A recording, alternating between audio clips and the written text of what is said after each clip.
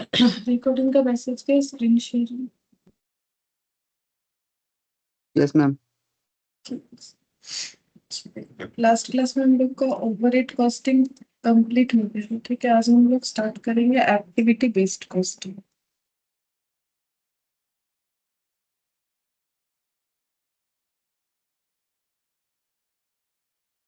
तो इसको एबीसी भी बोला जाता है। मतलब वही एक्टिविटी बेस्ड कॉस्टिंग को एबीसी, सिर्फ एबीसी नाम से भी जाना जाता है। ठीक है, तो वही उसका पूरा नाम है, उसे शॉर्ट में एबीसी बोलते हैं। अच्छा, तो यहाँ पर क्या है, देखो जो हम लोग ओवरहेड चैप्टर पढ़ चुके हैं, ठीक है, वैसा ही है ये वाला चैप्टर। मतलब ओवरहेड में क्या सीखा था हम लोगों ने, देखो सबसे पहले हम लोगों ने बेसिक ऑफ कॉस्ट पढ़ा, वहां पर सारे टर्म्स जो भी पढ़ना था। फिर हम लोगों ने पढ़ा मटेरियल का कॉस्टिंग कैसे किया जाता है, जो कि एक डायरेक्ट कॉस्ट होता है। फिर उसके बाद हम लोगों ने पढ़ा लेबर का कॉस्टिंग कैसे किया जाता है, जो कि एक डायरेक्ट कॉस्ट होता है। उसके बाद हम लोगों ने पढ़ा कि इनडायरेक्ट कॉस्ट को कैसे करके हम लोग प्रोडक्ट में चार्ज कर सकते हैं। ठीक है, क्योंकि वो वन मिनट फिनिश गुड्स में हम लोग आइडेंटिफाई इजीली नहीं कर पाते हैं। उसके लिए हम लोगों ने पढ़ा ओवरहेड कॉस्टिंग, जो एक ट्रेडिशनल कॉस्टिंग मेथड होता है। ट्रेडिशनल मेथड होता है ओवरहेड के खर्चे को डिस्ट्रीब्यूट करने का। मतलब ओवरहेड यानी इनडायरेक्ट खर्चे को किस तरीके से प्रोडक्ट पे चार्ज करे, उसका एक ट्रेडिशनल मेथड जो है वो है ओवरहेड कॉस्टिंग। अब ये जो एक्टिविटी बेस्ड कॉस्टिंग जो देख रहे हो, ये एक्टिविटी बेस्ड कॉस्टिंग भी इनडायरेक्ट सारे खर्चे को कैसे डिस्ट्रीब्यूट करना है वही बताएगा, जैसे ओवरहेड बताया था।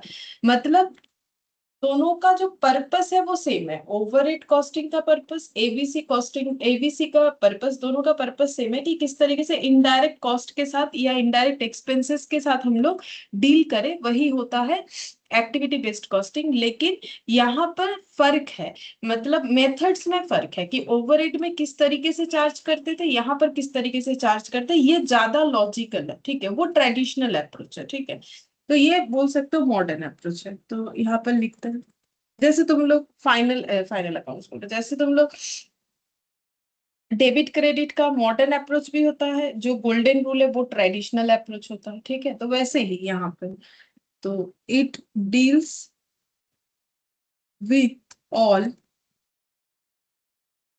Indirect expense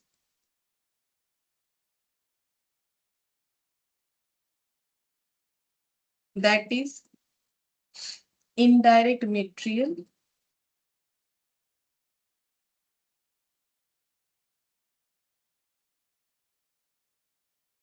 indirect labor and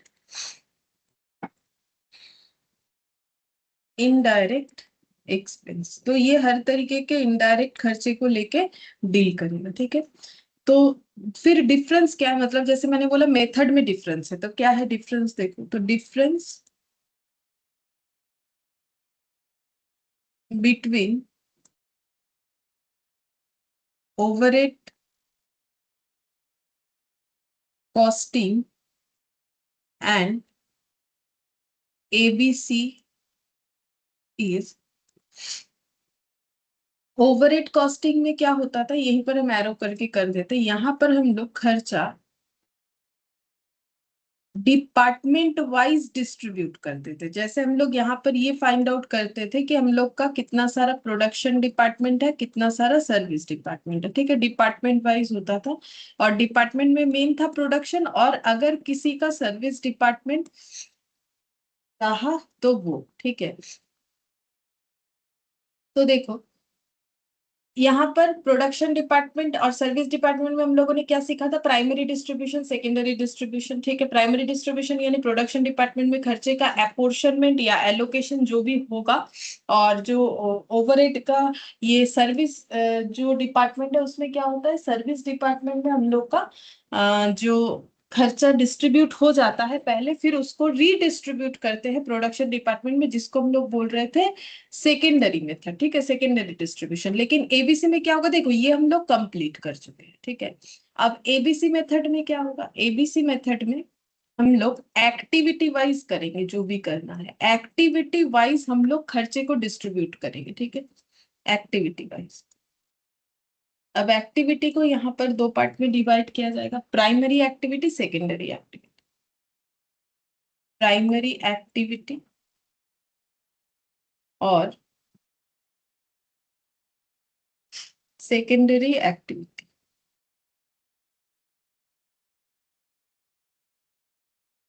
activity wise distribute होगा, प्राइमरी एक्टिविटी, सेकेंडरी एक्टिविटी। अब प्राइमरी एक्टिविटी का मतलब क्या होता है? प्राइमरी एक्टिविटी का मतलब होता है प्रोडक्शन रिलेटेड टू एक्टिविटी, मतलब sorry, production related activity. Production related activity मतलब जो ओवरहेड कॉस्टिंग में जो प्रोडक्शन डिपार्टमेंट में डिस्ट्रीब्यूट होता था, तो वही प्रोडक्शन डिपार्टमेंट जो काम करता है उसे प्राइमरी एक्टिविटी। क्योंकि देखो मेन काम तो वही है, प्रोडक्शन करना। सर्विस क्या है? सपोर्ट देता है प्रोडक्शन डिपार्टमेंट को।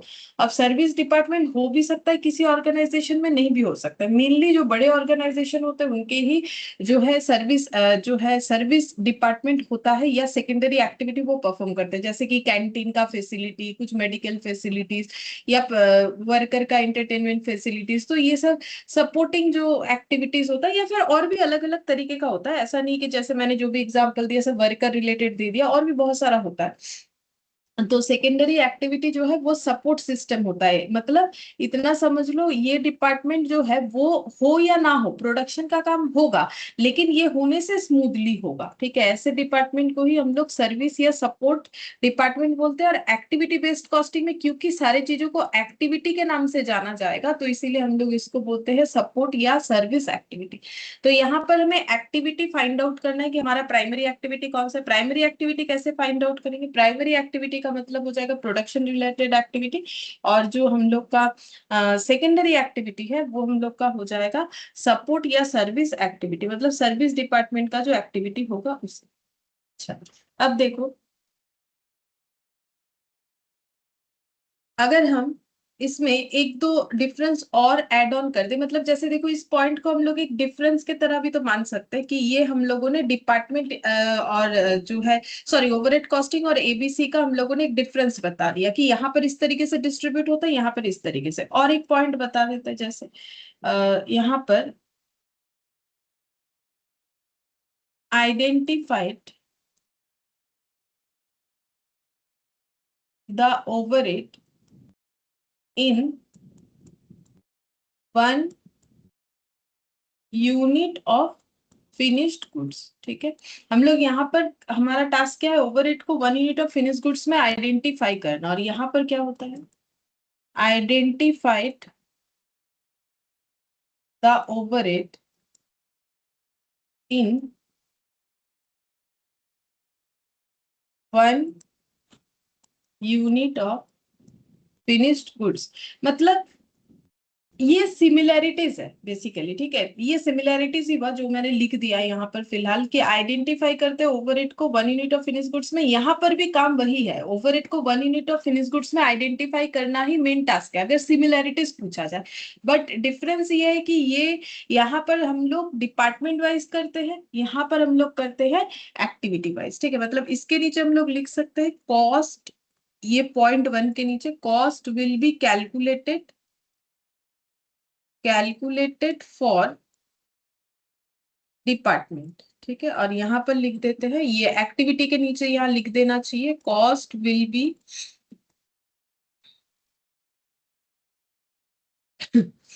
Calculated for each activity. ठीक है,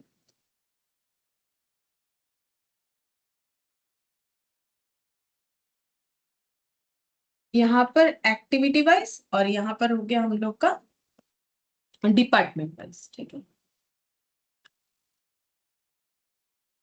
अच्छा नेक्स्ट पॉइंट इसमें लिखेंगे यहाँ पर allocating cost to various department is not correct. अब हम लोग एक्सप्लेनेशन दे रहे हैं क्यों ओवरहेड कॉस्टिंग मेथड आने के बाद भी ये एबीसी का जरूरत पड़ा। अभी तो देखो हम लोगों ने ये समझ लिया कि जो टॉपिक हम लोग पढ़ने वाले एक्टिविटी बेस्ड कॉस्टिंग उसमें करना क्या है, वही ओवरहेड के खर्चे को प्रोडक्ट में चार्ज करना है। लेकिन यहाँ पर तो ये तो चैप्टर पढ़ चुके हैं ओवरहेड में, हाँ पढ़ चुके हैं, लेकिन यहाँ पर हमारा जो चार्जिंग का प्रोसेस है वो अलग है। यहाँ पर हम लोग एक्टिविटी वाइज ओवरहेड के खर्चे को चार्ज करेंगे, ठीक है। फिर उसको one unit of finish goods में आइडेंटिफाई करेंगे, जबकि पहले हम लोग डिपार्टमेंट वाइज करते थे। तो डिपार्टमेंट वाइज जरूर सही नहीं हुआ होगा, इसीलिए ये मेथड लाया गया। तो क्यों सही नहीं है वही लिख रहे हैं कि allocating cost to various department is not correct as there are various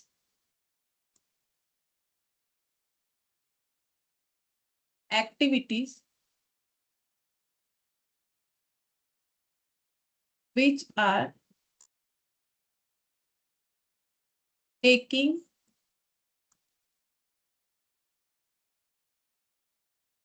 place in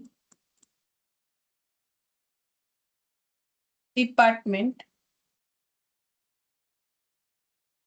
Whatever is the cost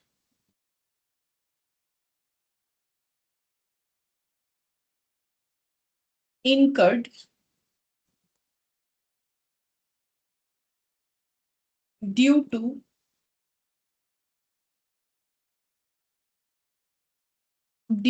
carrying on some activity, ठीक है। तो क्या लिखा है देखो, allocating cost to various department is not correct as there are various activities which are taking place in department whatever is the cost incurred due to carrying on same activity। मतलब बोल रहा है देखो, अगर हम लोग कॉस्ट को department wise distribute कर रहे हैं, मतलब एलोकेट कर रहे हैं, तो वो सही नहीं है। क्यों नहीं है? क्योंकि बोल रहा है कि अलग अलग एक्टिविटीज हो सकता है जो कि हम लोग किसी डिपार्टमेंट में परफॉर्म कर रहे हैं। जो भी कॉस्ट इनकर्ड हो रहा है वो एक्टिविटी करने, मतलब देखो एक डिपार्टमेंट में मान लो कोई एक्टिविटी हो रहा है, ठीक है। तो जैसे कि एक एग्जांपल ऐसा देते हैं, देखो जैसे मान लो ये एक डिपार्टमेंट है ए, एक डिपार्टमेंट है बी, एक डिपार्टमेंट है सी। ये तीनों क्या है? ये तीनों है हम लोग का डिपार्टमेंट। अब अगर हम लोग जो ओवर कॉस्टिंग मेथड कर रहे हैं तो हम लोग डिपार्टमेंट वाइज सारा खर्चा चार्ज कर देंगे, ठीक है। लेकिन हम लोग ये तो नहीं देख रहे हैं ना कि किसमें क्या एक्टिविटी हो रहा है। मान लो यहाँ इस डिपार्टमेंट में सपोज करो कि कोई काम एक्टिविटी कुछ हो ही नहीं रहा है, ठीक है। मान लो कि कोई एक्टिविटी नहीं हो रहा है और हम लोग ट्रेडिशनल मेथड फॉलो कर रहे हैं, तो हम लोग बोलेंगे डिपार्टमेंट है, तो ये तीनों मान लो प्रोडक्शन डिपार्टमेंट है, तो इसमें खर्चा हम लोग एलोकेट कर देंगे, ठीक है। लेकिन अगर इसमें कोई एक्टिविटी हो ही नहीं रहा है, ठीक है, तो फिर खर्चा एलोकेट क्यों करें, ठीक है। तो यहाँ पर वही बोल रहा है, allocating cost to various department is not correct as there are various activities. लेकिन और एक्टिविटी वाइज भी देखो, जैसे मैंने बोला कि आप कोई एक्टिविटी नहीं हो रहा है, अब अलग अलग डिपार्टमेंट में काम भी तो अलग अलग होता है। तो बोल रहा है कि अलग अलग एक्टिविटी परफॉर्म होता है अलग अलग डिपार्टमेंट के अंदर, और उस हिसाब से कॉस्ट इनकट होता है। तो हमें उस एक्टिविटी के हिसाब से उस पर कॉस्ट लगाना चाहिए, डिपार्टमेंट के हिसाब से नहीं। ये चीज बोल रहा है, ठीक है, कि उसके एक्टिविटी के हिसाब से अगर हम लोग लगाएंगे तो हमारा सही आंसर आता है, ठीक है, सही तरीके से कॉस्ट एलोकेट होता है, रेदर देन सिर्फ डिपार्टमेंट वाइज अगर हम लोग सोचे तो उसमें उतना एक्यूरेट नहीं होता है। ये डिफरेंस तुम लोग समझ जाओगे जब देखो हम लोग क्वेश्चन करेंगे ना। जैसे हमें क्वेश्चन देगा कि एबीसी मेथड से भी करो और जो है पुराने मेथड से भी करो, तो तुम लोग डिफरेंस देखना, डिफरेंस समझ में आ जाएगा कि कितना मतलब डिफरेंस आ जा रहा है, क्यों आ रहा है, ठीक है। कि अगर हम लोग सिर्फ डिपार्टमेंट वाइज करते तो वो कितना लॉजिकल है, और अगर हम लोग डिपार्टमेंट वाइज नहीं करके ट्रेडिशनल मेथड से करें तो वो कितना लॉजिकल है, ठीक है। तो हमेशा क्या काम हो रहा है उसके ऊपर डिपेंड करके हमें खर्चा डिस्ट्रीब्यूट करना चाहिए। ये मेथड हमें ये बोल रहा है, ठीक है। Difference is just that here we taking the cost of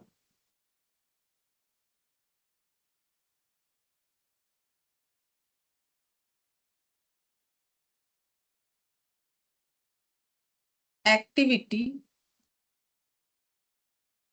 rather than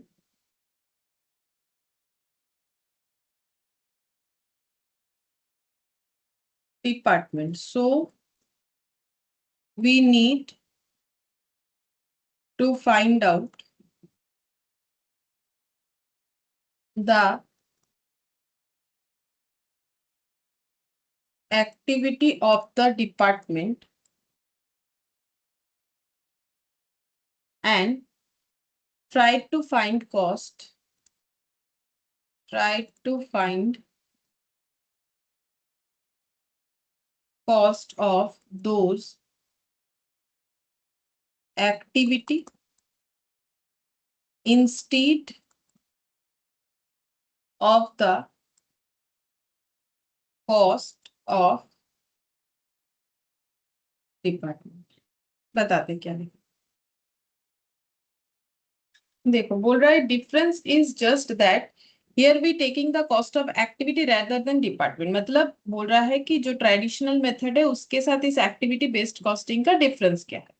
तो बोल रहे हैं डिफरेंस बस इतना ही है कि यहाँ पर हम लोग एक्टिविटी वाइज कॉस्ट लेते हैं, डिपार्टमेंट वाइज नहीं लेते। So we need to find out the activity of the department. तो फिर हमें तो ये फाइंड आउट करना पड़ेगा ना। अब तक हम लोग डिपार्टमेंट ढूंढ रहे थे कि भाई कितना सारा इनका प्रोडक्शन डिपार्टमेंट है, कितना सर्विस डिपार्टमेंट है। अब डिपार्टमेंट ढूंढो, फिर उस डिपार्टमेंट में क्या एक्टिविटी हो रहा है उसे भी ढूंढो। So we need to find out the activity of the department and try to find cost of those activity instead of the cost of department.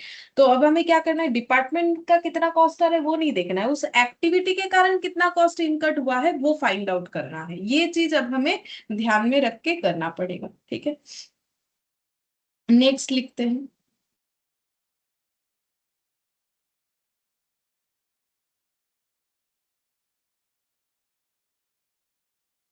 Overhead that is absorption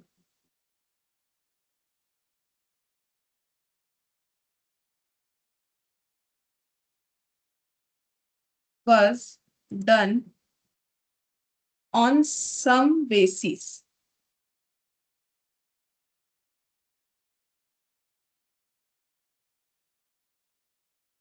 direct material,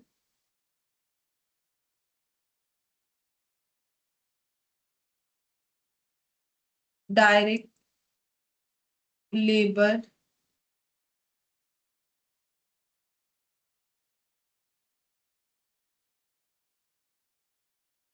prime cost,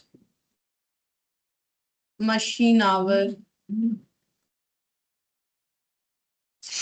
machine hour, unit basis, etcetera. तो देखो ये हम लोगों ने पहले जो traditional method पढ़ा तो वहां पर हम लोगों ने पहले क्या सीखा कि किस तरीके से ओवरहेड कॉस्ट को डिस्ट्रीब्यूट करोगे। तो हम लोगों ने प्रोडक्शन वाइज किया, primary secondary distribution. After that वो तो डिपार्टमेंट वाइज सारा खर्चा दिखने लगा कि मान लो 3 डिपार्टमेंट है, P1 P2 P3 production department, उसमें सारा खर्चा आ गया। लेकिन अब प्रोडक्ट में कैसे चार्ज करेंगे, तो हमें किसी बेसिस का जरूरत होता था। तो किसी बेसिस पे हम लोग ओवरहेड का रेट निकालते थे जिसके बेसिस पे हम लोग एब्सॉर्ब करवा देते थे फिनिश गुड्स में उसको। ये चीज लिखा है। लेकिन एब्जॉर्प्शन कॉस्टिंग में क्या होगा, मतलब एबीसी में क्या होगा, तो एब्जॉर्प्शन एबीसी मेथड में क्या होगा, absorption is done on the basis of cost driver. यहां पर हम लोग कॉस्ट ड्राइवर के बेसिस पे इन एबीसी। ठीक है, एबीसी एक्टिविटी बेस्ड कॉस्टिंग में हम लोग जब फिनिश गुड्स में खर्चे को एब्जॉर्ब करवाएंगे तो कॉस्ट ड्राइवर के बेसिस पे करवाएंगे। अब ये कॉस्ट ड्राइवर फिर होता क्या है, जो कॉस्ट को रन करवाएगा, ड्राइव करवाएगा, मतलब जिसके लिए कॉस्ट मेरा कम या ज्यादा होगा उस फैक्टर को हम लोग कॉस्ट ड्राइवर बोलते हैं। तो factors that causes A change in the cost of an activity. बोल रहा है कि ऐसा फैक्टर्स ढूंढो जो कि हमारे कॉस्ट को चेंज करता है। ठीक है, तो वो जिस कारण से हम लोग का कॉस्ट चेंज होता है उसी को हम लोग बोलेंगे कॉस्ट ड्राइवर। ठीक है, अच्छा अब यहाँ पर एक एग्जांपल लेते हैं कॉस्ट ड्राइवर को समझने के लिए। मान लो हम लोग कार चला रहे हैं। ठीक है, तो ड्राइविंग एक कार को अगर हम लोग चला रहे हैं तो वो हम लोग का क्या हो जाएगा, एक्टिविटी। ड्राइविंग एक कार, ये हम लोग का क्या हो गया, एक्टिविटी। तो हम लोग क्या एक्टिविटी कर रहे हैं, गाड़ी चला रहे हैं। ठीक है, अच्छा, गाड़ी चलाने पे सबसे ज्यादा जिस चीज का खर्चा लगता है वो क्या है? ये मत बोलो कि गाड़ी खरीदने का, गाड़ी खरीदने का नहीं, गाड़ी खरीद चुके हैं, गाड़ी को चला रहे हैं। तो जब हम लोग कोई गाड़ी खरीद लेते हैं, वो सब तो खर्चा लग गया सो लग गया भाई, इतने रुपए का ये खर्चा हुआ गाड़ी खरीदने का, ये इतना रोड टैक्स, ये वो चीज नहीं बोल रहे हम, बोल रहे हैं गाड़ी चलाने लगे तो मेन खर्चा हमारा क्या लगता है? ऑयल। हाँ, तो ऑयल यानी कि फ्यूल कॉस्ट, ठीक है। तो सबसे मेन खर्चा यही होता है। अब हम लोग का ये कॉस्ट हो गया। अब चेंज इन फ्यूल कॉस्ट कब होगा? मतलब हम लोग का फ्यूल कॉस्ट का चेंज मतलब कभी ज्यादा तेल का खर्चा आ रहा है, कभी कम तेल का खर्चा आ रहा है, ये कब होता है? तो यहाँ पर देखो, ये तेल का खर्चा हमारे दो चीजों के ऊपर डिपेंड करता है। बोल सकते हो क्या होता है? दो चीज, मेनली दो चीज। अभी कुछ दिन पहले ही देखो ना, तेल के लिए ये जो वार चल रहा था, वार सिचुएशन के लिए तेल का क्या हो रहा था? दाम बढ़ रहा था, ठीक है। तो फ्यूल कॉस्ट किस चीज के ऊपर डिपेंड करता है? तो ये तो हमारे कंट्रोल में नहीं था ना। फ्यूल का कॉस्ट कौन डिसाइड करता है? मार्केट, ठीक है। तो अगर मार्केट में तेल का दाम बढ़ेगा तो हमें भी वही उसी प्राइस में खरीदना पड़ेगा। तो हम लोग का फ्यूल कॉस्ट चेंज हो सकता है, क्योंकि fuel cost will depend on market price. एक तो मार्केट प्राइस पे जो हम लोग कंट्रोल में नहीं, ठीक है। और एक चीज हमारे कंट्रोल में जिससे हम लोग अपना तेल का खर्चा कम कर सकते हैं, बोलो क्या? देखो, जितना गाड़ी चलाओगे उतना खर्चा लगेगा, कम चलाओगे कम लगेगा, ठीक है। मतलब हाँ कितना मैम। डिस्टेंस जा रहे हो उसके ऊपर डिपेंड करता है। Fuel cost is depend on distance cover, ठीक है। कितना डिस्टेंस जा रहे हो, तो जितना किलोमीटर ज्यादा चलोगे तेल का खर्चा उतना ज्यादा होगा, अगर कम चलाओगे गाड़ी तो कम खर्चा होगा, ठीक है। तो ये हम लोग का हो गया दो रीजन जिसके वजह से हम लोग का फ्यूल कॉस्ट कम या ज्यादा हो सकता है। फ्यूल कॉस्ट क्या था? हम लोग का मेजर कॉस्ट था। और ये कॉस्ट क्यों जनरेट हुआ था? क्योंकि हम लोग गाड़ी चला रहे थे, जो हम लोग का एक एक्टिविटी है, ठीक है। अब हम लोग का कॉस्ट ड्राइवर कौन होगा? क्या ये मार्केट प्राइस हम लोग का कॉस्ट ड्राइवर होगा, या फिर हम लोग का ये डिस्टेंस कवर हम लोग का कॉस्ट ड्राइवर होगा? कौन सा हम लोग का कॉस्ट ड्राइवर होना चाहिए? तो कॉस्ट ड्राइवर का मतलब क्या था? देखो, कॉस्ट ड्राइवर का मतलब था वो फैक्टर जिसके वजह से हम लोग का कॉस्ट कम या ज्यादा हो रहा है। तो यहाँ पर हम लोगों ने दो फैक्टर निकाला, एक है मार्केट प्राइस, ठीक है, एक है किलोमीटर जो हम लोग चला रहे हैं अपनी गाड़ी को, ठीक है। तो फिर यहाँ पर हम लोग का कॉस्ट ड्राइवर कौन सा होना चाहिए? क्या दोनों ही हम लोग का कॉस्ट ड्राइवर होगा या फिर कोई एक होगा? क्या लगता है? कॉस्ट ड्राइवर का मतलब था वो फैक्टर जो हमारे एक्टिविटी के चेंजेस का रीजन है, ठीक है। एक्टिविटी के कॉस्ट का चेंज का रीजन है, वो होता है कॉस्ट ड्राइवर। तो बोलो कॉस्ट ड्राइवर किसको माने? मार्केट प्राइस जो हमारे कंट्रोल में ही नहीं है, या फिर किलोमीटर कवर जो हमारे कंट्रोल में है? कौन सा हमें कॉस्ट ड्राइवर मानना चाहिए? मैम ये तो किलोमीटर हमारे, कौन? हाँ, वही बात, ठीक है। क्योंकि ये तो हमारे कंट्रोल में नहीं है, इसको हम लोग कैसे कॉस्ट ड्राइवर माने? क्या हम लोग ये मानेंगे कि इसके ऊपर डिपेंड करके हमारा खर्चा कम ज्यादा? अरे ये तो कब कम होगा, क्या कब ज्यादा होगा, हमारे हमारे हाथ में ही नहीं है। तो हम लोग इसको कैसे अपना कॉस्ट ड्राइवर मान सकते हैं? ठीक है, तो हम लोग का कॉस्ट ड्राइवर क्या होगा? जो हमारे कंट्रोल में है। हम कितना जो है ओवर इट का खर्चा करेंगे, मतलब इनडायरेक्ट खर्चा करेंगे, उसका जो पोर्शन मेरे कंट्रोल में रहेगा। जैसे इनडायरेक्ट मटेरियल का अगर मान लो मार्केट में दाम कम ज्यादा हो रहा है, तो वो थोड़ी ना हमारे कंट्रोल में, ठीक है। तो ये मेरा कॉस्ट ड्राइवर होगा, ये कभी भी मेरा कॉस्ट ड्राइवर नहीं होगा मार्केट प्राइस, ठीक है। किसी भी चीज का मार्केट प्राइस को हम लोग कॉस्ट ड्राइवर के हिसाब से कभी नहीं मानेंगे, ठीक है। अच्छा, अब हम लोग को क्या निकालना पड़ेगा? जैसे देखो, ओवरहेड में हम लोग क्या निकालते हैं?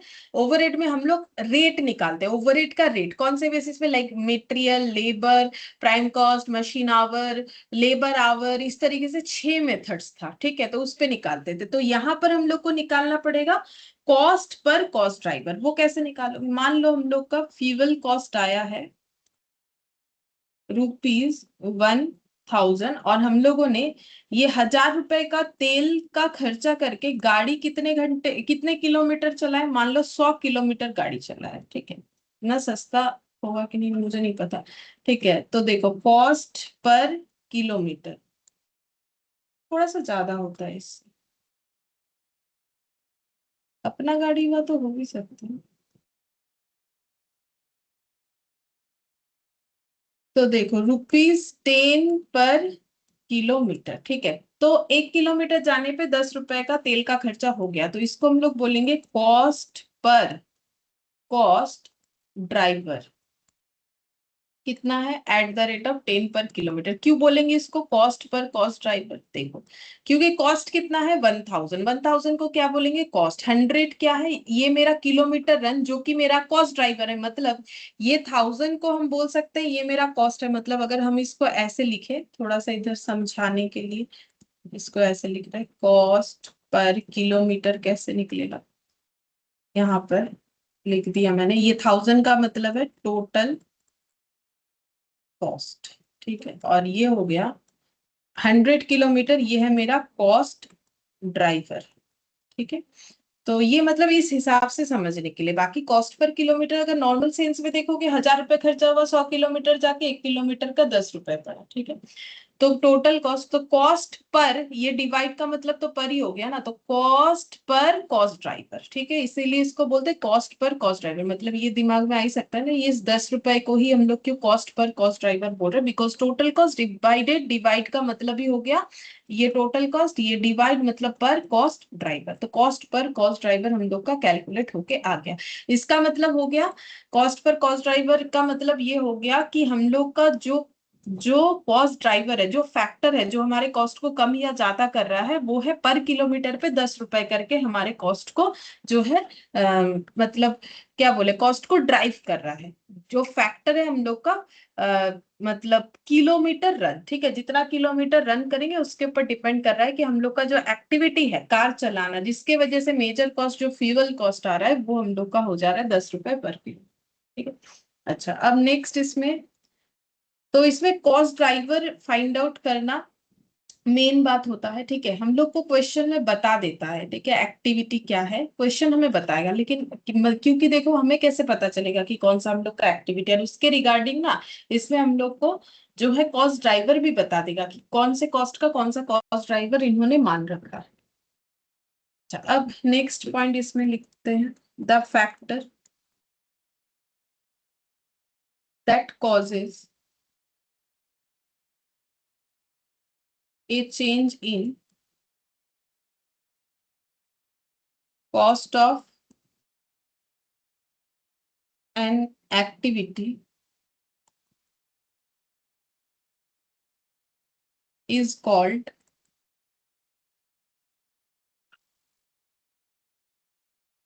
cost driver, and first we should know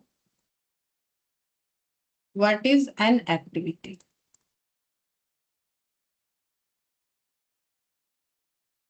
देखो तो जो फैक्टर के वजह से हमारे कॉस्ट में चेंजेस दिखेगा, ठीक है, एक्टिविटी के कॉस्ट में चेंजेस दिखेगा, वो कॉस्ट ड्राइवर है, वो तो ठीक है पढ़ा हम लोगों ने। लेकिन ये एक्टिविटी को कैसे फाइंड आउट करेंगे, ठीक है।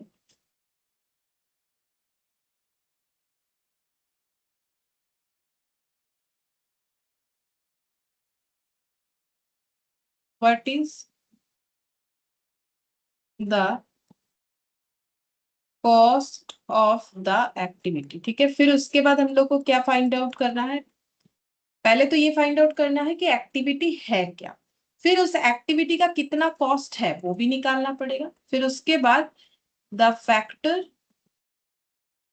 That causes changes in the cost of an activity.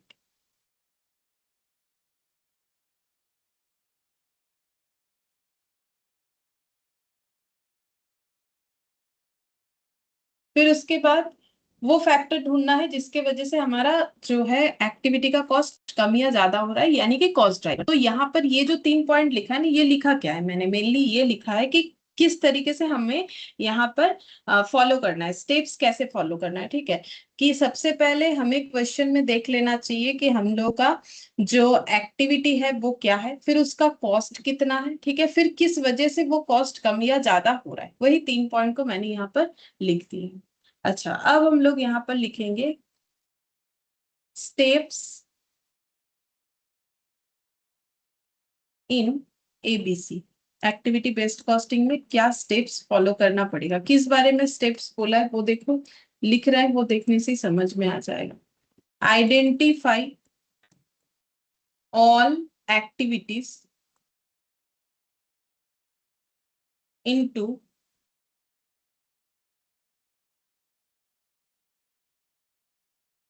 Primary and secondary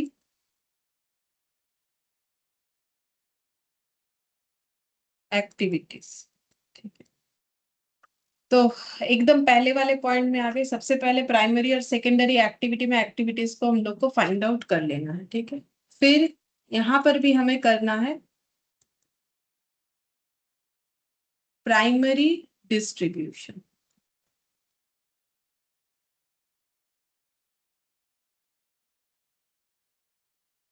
allocation and apportionment of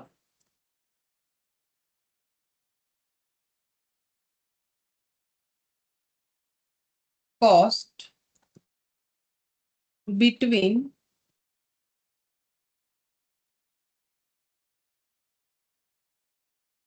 primary and secondary activity। तो यहां पर भी उसके बाद क्या करना है, एलोकेट हुआ तो एलोकेट। अब एलोकेट का मतलब हम लोग ओवरहेड में पढ़े थे, अगर हमें खर्चा किसी मतलब एक्टिविटी वाइज, यहाँ तो डिपार्टमेंट नहीं बोलेंगे, एक्टिविटी वाइज अगर गिवन ही है कि इस एक्टिविटी का इतना खर्चा है, ठीक है, तो फिर हम लोग उसमें उस खर्चे को लगा देंगे। अगर हमें दो एक्टिविटी का एक कॉमन खर्चा बोल दिया तो फिर हमें अपोर्शन करना पड़ेगा, यानी डिस्ट्रीब्यूट करना पड़ेगा। और प्राइमरी और सेकेंडरी एक्टिविटी की दोनों में ही हमें एलोकेशन या अपोर्शन करना पड़ सकता है। मतलब प्राइमरी एक्टिविटी में भी खर्चे को एलोकेशन या अपोर्शन करना पड़ सकता है, as well as secondary activity में भी खर्चे को एलोकेशन या अपोर्शन करना पड़ सकता है। मतलब एकदम सेम प्रोसेस है जैसे हम लोगों ने ओवरहेड में सीखा हुआ है, बस यहाँ पर एक्टिविटी के हिसाब से सारी चीज होंगे, वहां पर हमारा डिपार्टमेंट के हिसाब से हो रहा था। फिर हम लोग करेंगे सेकेंडरी डिस्ट्रीब्यूशन, वहां भी हम लोगों ने सीखा था सेकेंडरी डिस्ट्रीब्यूशन। सेकेंडरी डिस्ट्रीब्यूशन में क्या होगा, एपोर्शनमेंट ऑफ, डिस्ट्रीब्यूट ही होता है यहाँ पर। ठीक है, apportionment of secondary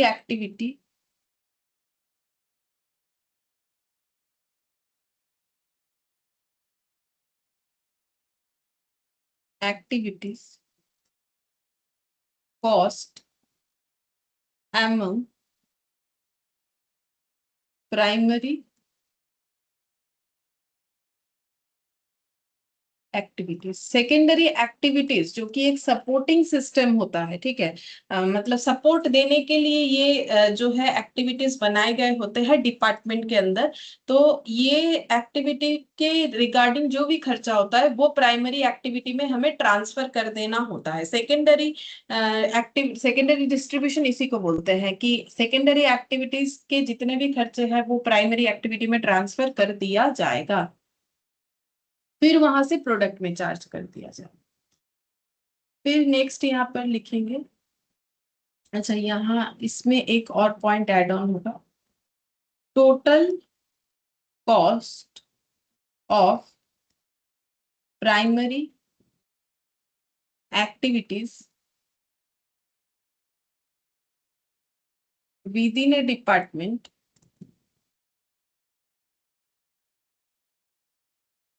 is called cost pool.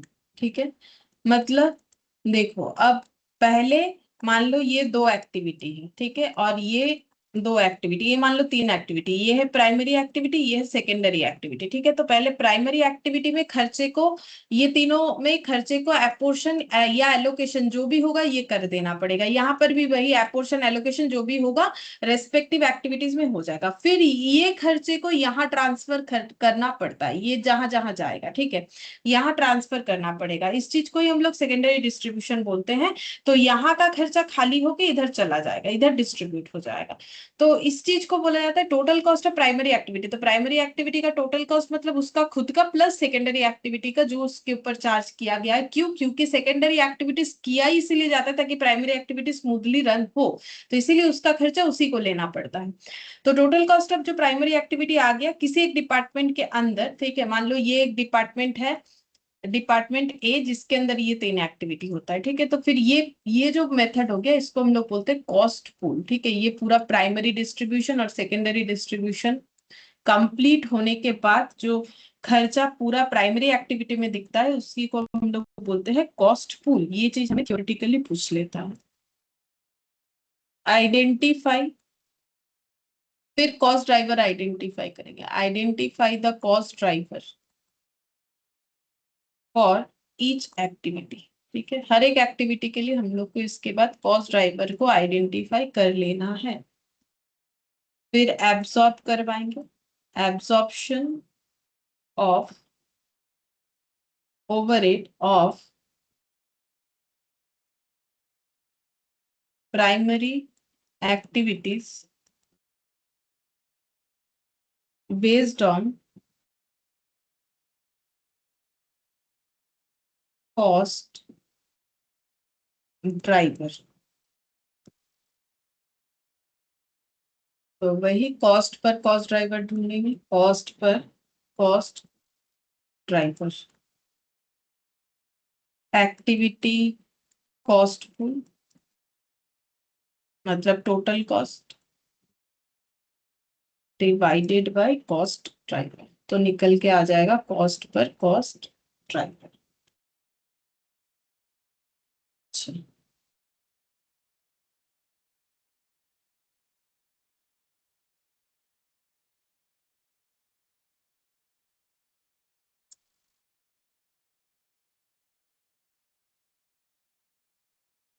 अब हम लोग चाहे तो सीधा क्वेश्चन कर सकते हैं।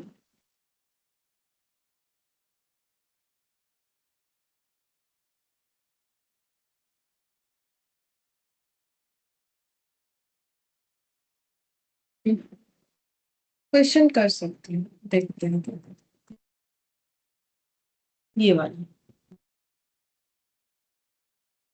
ये वाला क्वेश्चन करते हैं। बोल रहा है ABC limited is a multi product company. तो एबीसी लिमिटेड मल्टी प्रोडक्ट मतलब बहुत सारा प्रोडक्ट बनाती है। Manufacturing three products A B and C.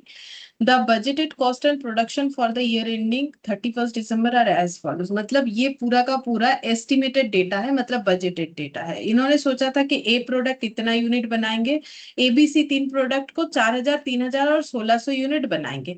Resources per unit, तो इनका ये कहना है कि ए बनाने के लिए, एक यूनिट ए बनाने के लिए, एक यूनिट बी और एक यूनिट सी बनाने के लिए मेटेरियल कितना लगेगा? ए के लिए 4 kg, बी के लिए 6 kg और सी के लिए 3 kg। डायरेक्ट लेबर कितना लगेगा? बोल रहे हैं एक यूनिट ए बनाने के लिए लेबर को 30 मिनट्स, बी के लिए 45 मिनट्स और सी के लिए 60 मिनट्स काम करना पड़ सकता है। ये सब इन्होंने एस्टिमेट कर रखा है, बजटेड बोल दिया है ऊपर ही क्वेश्चन। उसके बाद यहाँ पर बोला है कि the budgeted direct labour rate was 10 per hour. Budgeted direct labour rate मतलब बोल रहा है कि 1 घंटा काम करने पे लेबर को 10 रुपए देना पड़ सकता है। And the budgeted material cost was 2 पर केजी। तो ये जो इतना इतना किलो मेटेरियल लगेगा, बोल रहे हैं ये सब एट द रेट ऑफ 2 पर केजी करके मिल जाएगा। और लेबर को एट द रेट ऑफ 10 पर KG, 10 per hour, sorry KG बोल रहे हैं, 10 पर आवर करके पेमेंट करना पड़ेगा। ये इनका बजटेड है, ठीक है, यहाँ तक बजटेड डेटा। फिर production overhead were budgeted at 99,450 and were absorb to product using the direct labour hour rate, ठीक है।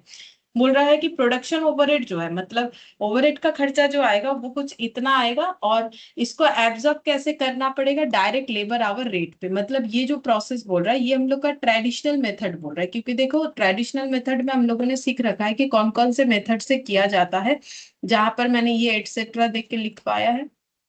अगर तुम लोग देखोगे, या मैंने डायरेक्ट लेबर लिखा है, लेबर आवर होता है, लेबर का वेजेस भी होता है, तो वहां तुम लोग देखोगे 6 मेथड्स हम लोग कर चुके हैं। तो यहाँ पर हमें उसमें से बोला है labour rate, labour hour rate के बेसिस पे जो है ओवरहेड को एब्जॉर्ब करवाया जाएगा। मतलब ओवरहेड का रेट कैसे निकलेगा, निकाला है इन्होंने, मतलब निकालने का सोचा है बजटेड। तो टोटल फैक्ट्री ओवरहेड जो कि बजटेड होता है, जो कि गिवन है 99,450 डिवाइडेड बाई हो जाएगा बजटेड डायरेक्ट लेबर आवर। ठीक है, budgeted direct labour our. ABC limited followed the absorption costing system, but ये जो है ये लोग चाहते हैं कि एब्जॉर्प्शन, ये एब्जॉर्प्शन कॉस्टिंग सिस्टम का मतलब जो ट्रेडिशनल मेथड है, जो ओवरहेड कॉस्टिंग है उसी को एब्जॉर्प्शन कॉस्टिंग बोलते हैं। तो ये लोग ये मेथड फॉलो करना चाहते हैं, इसीलिए तो सोच रखा है कि लेबर के रेट के बेसिस पे हम लोग, लेबर आवर रेट बेसिस पे हम लोग जो है अपना ओवरहेड का खर्चा एब्जॉर्ब करवाएंगे। ABC limited is now considering to adopt an activity based costing system. अब ये लोग चाहते हैं कि हम लोग एबीसी में शिफ्ट हो जाए। The following additional information is made available for this purpose, और इसीलिए हमें कुछ एडिशनल इंफॉर्मेशन दे रखा है। Budgeted overhead were analysed into the following. अब बजटेड ओवरहेड ऐसे करके दे दिया है, material handling cost, storage cost, electricity. तो एक्टिविटी वाइज हो गया, ये सब हो गया हम लोग को एक्टिविटी वाइज खर्चा दे दिया। मेटेरियल को मैनेज करना एक एक्टिविटी, स्टोर को, स्टोर के मैनेजमेंट के लिए जो खर्चा हो रहा है एक्टिविटी, इलेक्ट्रिसिटी के लिए जो इलेक्ट्रिसिटी का यूज हो रहा है किसी डिपार्टमेंट का, तो वो भी एक एक्टिविटी। तो ये जो तीनों खर्चा है, मतलब देखो अभी तक इन्होंने 99,450 जो खर्चा, मतलब पुराना जो मेथड होता है उसमें टोटल फैक्ट्री ओवरहेड निकाल लेते हैं या टोटल डिपार्टमेंट का ओवरहेड निकाल लेते हैं। बट यहाँ पर क्या किया है इन्होंने, एक्टिविटी वाइज खर्चे को फाइंड आउट करके निकाल लिया, और इसका टोटल भी 99,450 ही होगा। मतलब टोटल खर्चे में थोड़ी ना कोई चेंजेस होगा, पहले हम लोग किसी और तरीके से उस टोटल खर्चे को देख रहे थे, अभी एक्टिविटी वाइज देख। तो तुम लोग अगर टोटल करोगे तो मुझे लगता है ये हम लोग का सेम ही आना चाहिए। चेक कर लेते हैं पर यहाँ पर 29,100, 31,200, 39,100। ठीक है, ये देखो 99,450। तो जो खर्चा ऐसे टोटल में डिस्ट्रीब्यूट करने का मतलब, देखो जो ट्रेडिशनल मेथड था उसमें कैसे होता, 99,450 divided by direct labour hour rate. ठीक है, तो डायरेक्ट लेबर आवर रेट कितना करके है उसके हिसाब से हम लोग का निकलता। ठीक है, मतलब ये तीनों का लेना पड़ता, तीनों प्रोडक्ट के लिए, तब जाके आ जाता। ठीक है, अब यहाँ पर इन्होंने ये इसी खर्चे को एक्टिविटी वाइज डिवाइड करके हमें दे दिया, क्योंकि ये कंपनी अब एक्टिविटी बेस्ड कॉस्टिंग फॉलो करना चाहती है। अब एक्टिविटी तो पता चल गया, देखो हम लोग को ना क्वेश्चन में इस मेथड में मैक्सिमम चीज दे दिया जाता है। एक्टिविटी हमें दे दिया, देखो हमें क्या क्या फाइंड आउट करना पड़ेगा क्वेश्चन को सॉल्व करने के लिए। सबसे पहले हमें फाइंड आउट करना पड़ेगा कॉस्ट ऑफ द एक्टिविटी, और एक्टिविटी क्या है तो वो भी निकाल लिया, कॉस्ट ऑफ द एक्टिविटी भी निकाल लिया, क्या दे ही दिया है, एक्टिविटीज दिस दिस दिस, ये तीन एक्टिविटीज है, ये तीन एक्टिविटीज है, और ये तीन जो है वो एक्टिविटी कॉस्ट है, और ये देखो कॉस्ट ड्राइवर तो दे देता है। आसान है ये टॉपिक, बस करने में टाइम लगता है। फिर बोल दिया कि cost driver identified were as follows, बोल रहा है मेटेरियल हैंडलिंग कॉस्ट जो कम या ज्यादा होता है जिस फैक्टर की वजह से, वो है वेट ऑफ मेटेरियल हैंडल। ठीक है, मतलब कितना मेटेरियल का वेटेज है, कितना मेटेरियल ज्यादा क्वांटिटी में, बेसिकली तो क्वांटिटी को यहाँ पर वेटेज बोल दिया, वेट बोल दिया, तो वेट को मैनेज करने के लिए खर्चा कम या ज्यादा होता है। Storage cost, number of batches of material, जितना मटेरियल इशू होता है जितने सारे बैचेस में उसके हिसाब से हमारा स्टोरेज कॉस्ट कम या ज्यादा होता है, क्योंकि जितना मटेरियल निकल जाएगा उतना स्टोरेज कॉस्ट कम, जितना रहेगा स्टोर में उतना ज्यादा। इलेक्ट्रिसिटी का खर्चा machine, number of machine operation के ऊपर डिपेंड करता है, तो हमें सब दे देगा, हमें ज्यादा ये सब ढूंढने का कोई जरूरत ही नहीं पड़ेगा। ठीक है, नहीं देगा तो हम लोग कर नहीं पाएंगे ना, ऑर्गेनाइजेशन को पता है कि कौन सा उसका कॉस्ट ड्राइवर होगा। फिर data on cost driver was as follows, कुछ और डेटा दे दिया है कॉस्ट ड्राइवर के रेस्पेक्ट में। For completion, for complete production, production को कंप्लीट करने के लिए कितना बैचेस ऑफ मटेरियल का जरूरत पड़ता है, ए के लिए 10, बी के लिए 5, सी के लिए 15 per unit of production, 1 unit production करने के लिए कितने नंबर ऑफ मशीन ऑपरेशंस करने पड़ेंगे, ए बी सी के लिए 6, 3 एंड 2, ठीक है। अब हम लोग को करने क्या बोला, you are required sorry prepare a statement, हाँ you are requested to prepare a statement for management showing the unit cost and total cost of each product using absorption costing method. मतलब जो पुराना मेथड है उस method पे करके दिखाओ। क्या करके दिखाना है, unit cost, per unit cost कितना होगा प्रोडक्ट का और टोटल कॉस्ट। फिर उसके बाद बोला है मैनेजमेंट को ये दिखाना है product cost of each product using ABC. तो पहले ट्रेडिशनल मेथड से फिर एबीसी मेथड से state what are the reasons for difference different product cost under the two approaches. बोल रहे हैं दोनों अप्रोच में डिफरेंस होने का क्या रीजन है वो भी हमें बताने के लिए बोला, ठीक है। तो पहले ट्रेडिशनल मेथड, फिर उसके बाद जो नया मेथड हम लोग सीख रहे हैं उस पे करेंगे, ठीक है। तो पहले ट्रेडिशनल मेथड पे जब करेंगे तो इस पे हम लोग लिखेंगे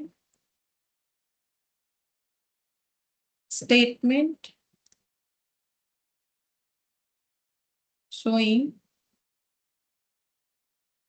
per unit cost and total cost as per absorption costing। Absorption का मतलब ही वो ट्रेडिशनल मेथड, उसी का दूसरा नाम होता है एब्जॉर्प्शन कॉस्टिंग मेथड। तो वो जब हम लोगों ने ओवरहेड स्टार्ट किया था, अगर तुम लोग क्लास देखोगे तो देखना मैंने पहले दिन ही बताया था कि इसका दूसरा नाम होता है एब्जॉर्प्शन कॉस्टिंग मेथड, ठीक है। तो यहाँ पर कैसे करके निकालने बोला है, लेबर रेट के बेसिस पे ओवरहेड को हमें चार्ज करना है प्रोडक्ट में, ठीक है। तो हम लोग निकालेंगे लेबर, सबसे पहला टास्क यही होगा, लेबर आवर रेट। एक्चुअली इसे ओवरहेड रेट बोलना चाहिए मुझे, ओवरहेड रेट, ओवरहेड रेट जो कि लेबर आवर के बेसिस पे निकलेगी। तो total budgeted overhead divided by total budgeted labour hours, 99,450। और यहाँ पर निकालना पड़ेगा टोटल लेबर आवर, जैसे कि मैंने बोला कि लेबर आवर हम लोग को निकालना पड़ेगा यहाँ पर डायरेक्ट लेबर आवर रेट, ठीक है। लेबर आवर रेट निकलेगा, लेकिन लेबर आवर रेट का मतलब क्या हो गया, एक घंटा काम करने पे कितना खर्चा, मतलब ये 99,450 का जो टोटल खर्चा है इसको मुझे एक घंटे में लेबर चार्ज के हिसाब से दिखाना पड़ेगा, ठीक है। तो ये जो खर्चा हुआ 99,450, ये जो बजटेड खर्चा इन्होंने सोच रखा है, ये खर्चा कब होगा, तो अगर लेबर इतना समय काम करेगा तो ये खर्चा होगा। लेकिन ये तो एक यूनिट के लिए है, ये जो समय यहाँ पर दिया गया है ये तो एक यूनिट के लिए है। तो हम लोग का टारगेट कितना है, इतना इतना इतना यूनिट बनाना। तो इतना इतना इतना यूनिट, बजटेड जो यूनिट्स है ये बनाने के लिए बजटेड टाइम के हिसाब से टोटल कितना टाइम लगेगा, उस टाइम के बेसिस पे इस खर्चे को हमें डिस्ट्रीब्यूट करना पड़ेगा, क्योंकि क्वेश्चन हमें बोला है कि लेबर आवर के बेसिस पे निकाल, ठीक है। तो अब हम लोग को निकालना पड़ेगा कि टोटल लेबर आवर कितना होगा। वहां पर लिखेंगे टोटल बजटेड लेबर आवर्स, ठीक है। तो तीनों प्रोडक्ट का हम अपने हिसाब से प्रेजेंटेशन करें, तुम लोग चाहो तो और भी थोड़ा बेटर तरीके से कर लेना, ठीक ठीक है, क्योंकि एग्जाम में आने से तो एक ही क्वेश्चन आएगा, कोई 4-5 तो आएगा नहीं, ठीक है। तो वहां पर तुम लोग अच्छे से जो है उसका प्रेजेंटेशन करना कि कौन सा आगे पीछे लिखना चाहिए। अच्छा, तो अब देखो यहाँ पर 30 मिनट्स लगता है एक यूनिट बनाने में, तो 4,000 यूनिट बनाने में कितना मिनट्स लगेगा बोलो। फिर उसको 60 से डिवाइड करके आवर्स में निकाल लेंगे, ठीक है। मिनट्स का डेटा बड़ा बड़ा आएगा तो हम लोग उसको आवर्स में निकालें, क्योंकि देखो लेबर आवर बोला है ना, मिनट तो बोला नहीं है, तो ओवरऑल तो हमें आवर्स में ही ट्रांसफर करना पड़ेगा। तो 30 मिनट्स में एक यूनिट बनता है, तो 4,000 यूनिट बनाने में कितना समय लगेगा।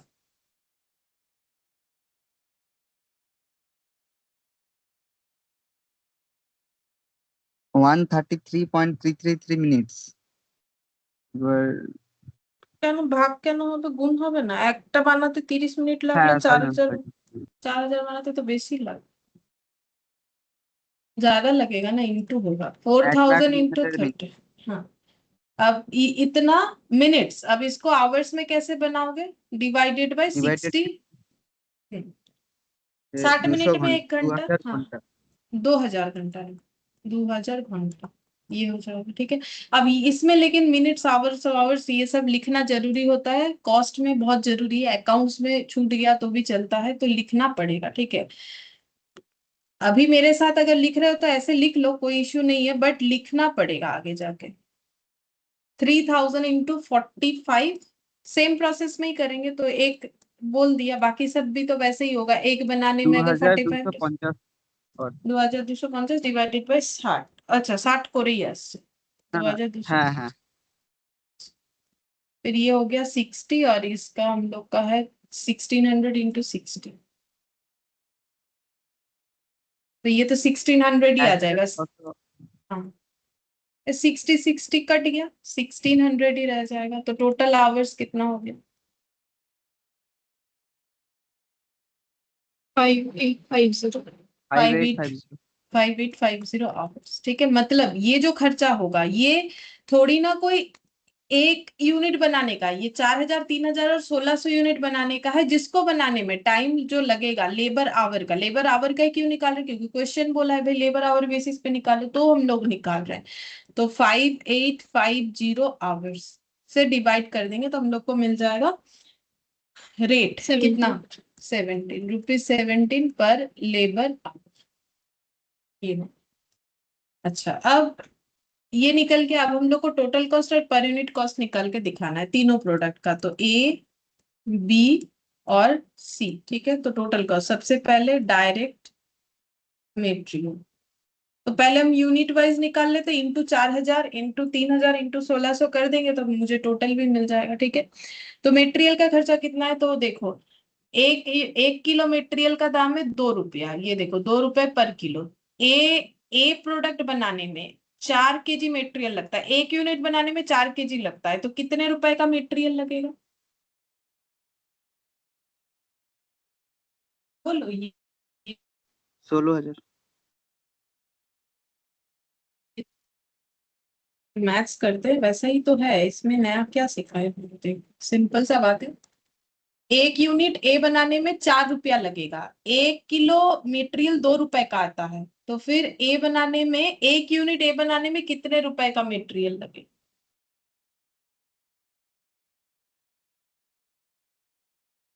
8 रुपये, 8 रुपये एक, सिंपल सा बात है ना। अगर 4 केजी चाहिए, सीधा बात है, 4 केजी चाहिए एक यूनिट बनाने में, 1 किलो 2 रुपए में मिलता है, तो 4 किलो कितने रुपए में मिलेगा? ज्यादा, तो 4 इंटू 2।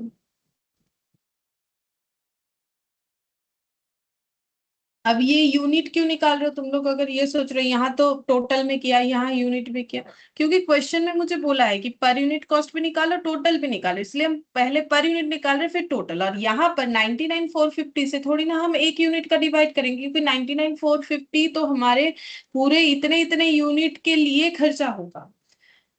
अच्छा, सेम तरीके से बी मटेरियल को खरीदने का कितना खर्चा हो जाएगा? एक यूनिट बी बनाने में 6 किलो मटेरियल लगता है, 1 किलो मटेरियल 2 रुपीज का आता है, तो 6 किलो मटेरियल कितने रुपीज का आ जाएगा?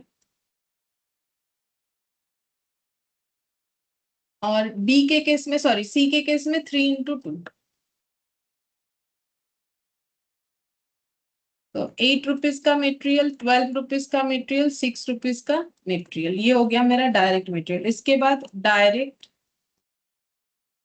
लेबर, ठीक है, लेबर का खर्चा कितना होगा? तो देखो, 10 पर आवर करके पेमेंट होता है, 1 आवर का 10 रुपीज पेमेंट होता है, तो 30 मिनट्स का जितना पेमेंट होगा वही ए का एक यूनिट बनाने का खर्चा होगा, बिकॉज ए 1 यूनिट बनाने में 30 मिनट्स रिक्वायर्ड होता है। 1 आवर का 10 रुपीज देंगे तो 30 मिनट्स का कितना दोगे? 1 आवर मतलब 60 मिनट्स, तो 60 मिनट्स काम करने से अगर 10 रुपीज दोगे तो 30 मिनट्स करने से कितना दोगे? बिना कैलकुलेशन के भी बोल सकते हो, आधा समय लग रहा है। 5। 5, ठीक है। तो इसको लिखेंगे कैसे? इसको लिखेंगे ऐसे कि 60 मिनट्स काम करने से 10 रुपीज, तो 10/60 इंटू 30, 5 रुपीज हो जाएगा। सेम तरीके से ये 10/60 तो सभी के लिए एप्लीकेबल होगा, बाकी सबका जो टाइम है वो चेंज हो जाएगा। इसका 30 मिनट्स लगता है, इसको 45 और इसको 60, तो कितना हो जाएगा देख लो, इसका 45 और इसका 60, तो इसका तो 10 रुपया ही रहेगा, इसका 1 घंटा ही लगता है, 45 मिनट्स जिसको लगेगा उसका कितना होगा, इसका शायद पॉइंट में आएगा 7.49, 49। मतलब 5 कर देते हैं, ठीक। अब ये टोटल करने से आ जाएगा प्राइम कॉस्ट, 8 + 5 13, 19.5 16, ऐड करेंगे प्रोडक्शन ओवरहेड। अब ओवरहेड कैसे चार्ज होगा, लेबर आवर बेसिस पे, जो कि है 17 पर लेबर आवर, ठीक है, तो एट द रेट ऑफ 17 पर लेबर आवर, ठीक है। तो अब यहाँ पर कैलकुलेशन कैसे होगा, पर लेबर आवर पे कैलकुलेशन कैसे होगा, तो देखो यहाँ पर लेबर आवर कितना लग रहा है, फिर देखो यहाँ पर कैलकुलेशन करना पड़ेगा, यहाँ पर लगता है 30 मिनट्स, ठीक है, तो 1 आवर का 17 रुपीज, तो 30 मिनट्स का कितना होगा, मतलब फिर से वही 17/60 इंटू 30 मिनट्स का कितना होगा, बोलो कितना होगा, 8.5, 8.5, ठीक है। अच्छा, ये सब तुम लोग वर्किंग में भी कर सकते हो, मैंने तो यहीं पर कर दिया, क्योंकि अब इतना इधर उधर दिखाएंगे तो हम लोग का टाइम ज्यादा जाएगा। फिर 17/60 इंटू, इसका तो 45 मिनट्स लगता है, और इसका 17/60, इसका लग जाता है 60 मिनट्स, तो इसका तो 17 रुपीज ही होगा, क्योंकि इसको 1 आवर ही लगता है, खर्चा हमारा 1 आवर बेसिस पे निकला हुआ है, और ये वाला कितना हो जाएगा, 12.74, 749 है क्या, या मोर देन 5, यस मैम, तो फिर हम लोग इसको 5 12.75 हो जाएगा। हाँ, 75 कर दिए। अब यहाँ पर लिखेंगे यूनिट कॉस्ट, इसको ए नाम दे देते हैं, यूनिट कॉस्ट। तो एक यूनिट बनाने का टोटल खर्चा कितना हो गया, 13 + 8.5, तो ये हो जाएगा 21.5, इसका हो जाएगा 5, 7 और 5 12, 32.25, और ये हो गया 33, ठीक है। ये हो गया यूनिट कॉस्ट जो निकालने के लिए बोला था। फिर बोला है टोटल कॉस्ट, तो टोटल कॉस्ट मतलब टोटल जो जितना यूनिट बनेगा उसके ऊपर, तो नंबर ऑफ यूनिट, कितना बजट पे ये खर्चा आ रहा है, तो 4000, 3000, 1600,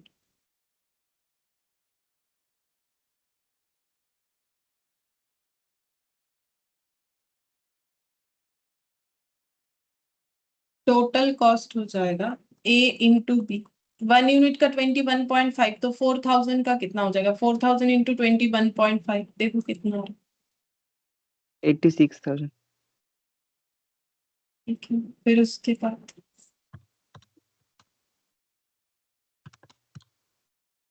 96,750। हम्म 52,800। 52,000 हो गया। तो अगर हम लोग ट्रेडिशनल मेथड से करें तो इस तरीके से होगा। तो देखो, जो बचपन में मैथ्स करते हो, ठीक है, वो समझ में अगर आता है तो कॉस्ट में कुछ नया है नहीं, ठीक है, वही चीज कि ये इतने चीजों का इतना तो उतने का कितना होगा, बस इसमें कुछ नए नए मेथड्स हमें पढ़ने हो तो वो तो हम बता ही रहे हैं कि उसमें करना क्या है, बस वो फॉलो करो तो हो जाए। फिर सेकंड हम लोग को प्रिपेयर करने बोला है कि product cost of each product using ABC, ठीक है, अब हमें एबीसी मेथड यूज करके करने के लिए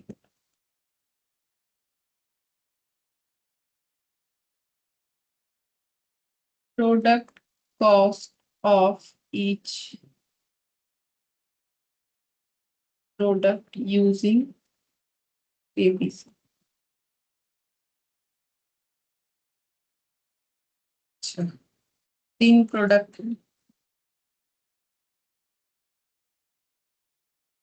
अच्छा अब एबीसी में क्या करना है, एबीसी में हम लोग को सारे जो कॉस्ट ड्राइवर हमें बताए गए, तो यहाँ पर 3 कॉस्ट ड्राइवर है, सबका पहले कॉस्ट पर कॉस्ट ड्राइवर निकालना है, तो हम लोग ओवरहेड के खर्चे को वहां पर चार्ज कर पाएंगे, ठीक है। मतलब हम ये कहना चाह रहे हैं कि देखो, यहाँ तक तो हम लोग का दोनों मेथड से सेम आंसर आने वाला है, यहाँ तक, ठीक है।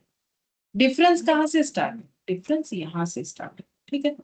तो वही चीज हम बोल रहे हैं, तो पहले ये वाला चाहो तो लिख लो, फिर नीचे वो निकालो ओवरहेड कैसे होगा, फिर उसको लिखो, या फिर पहले ओवरहेड को निकाल लो तो भी चलेगा, ठीक है, किसी भी एक तरीके से हम लोग कर सकते हैं। तो सबसे पहले हम ये कॉस्ट पर कॉस्ट ड्राइवर ही निकाल लेते। तो पहला हम लोग का एक्टिविटी है मेटेरियल हैंडलिंग कॉस्ट, जो कि है 29,100। ठीक है, इस खर्चे को मुझे डिस्ट्रीब्यूट करना पड़ेगा material weight of material handle. ठीक है, तो मेटेरियल कितने वेटेज का हम लोग मैनेज कर रहे हैं उसके ऊपर खर्चा होता है 29,100। तो मेटेरियल कितने वेटेज का हम लोग का मैनेज करना पड़ेगा।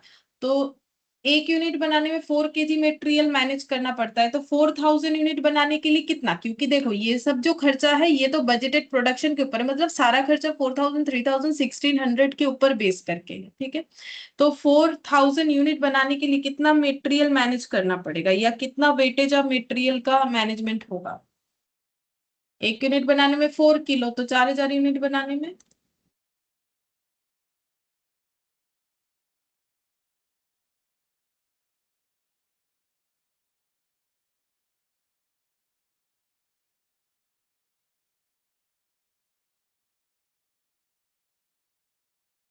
मटेरियल वेट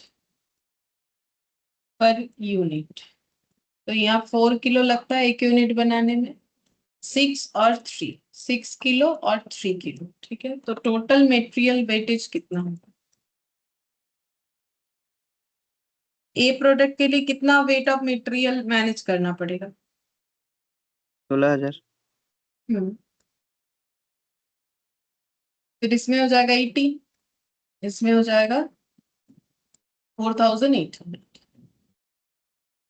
इसका टोटल कर लेते हैं, क्योंकि टोटल वेट के ऊपर ही होगा ना, तो इसीलिए टोटल कॉलम बना है। टोटल बस ये वेट का टोटल हमें चाहिए, चाहे अब वो नीचे करो या टोटल कॉलम में लिख लो, एक ही बात है। तो 16,000 और 18, तो 16 होने से 32, 32 और 2 मतलब 34। हाँ, 38,800। 38,800। 38,800। हाँ, 38,800 ये किलो आ गया। तो मेटेरियल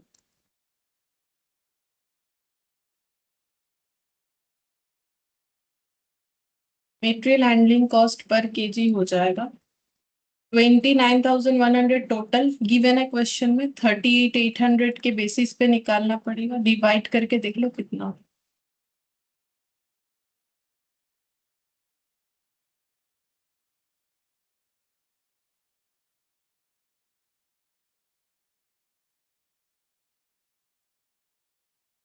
0.75।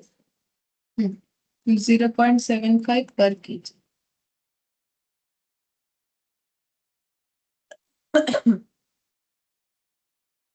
ये हो गया। अब हम लोग दूसरा वाला एक्टिविटी के बेसिस पे निकालेंगे, स्टोरेज कॉस्ट के बेसिस। ठीक है, तो ए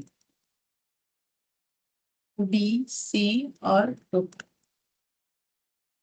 तो स्टोरेज कॉस्ट किस चीज के ऊपर डिपेंड कर रहा था, बोल रहा है कि number of batches of material. ठीक है, तो number of batches of material कितना है, number of batches of material.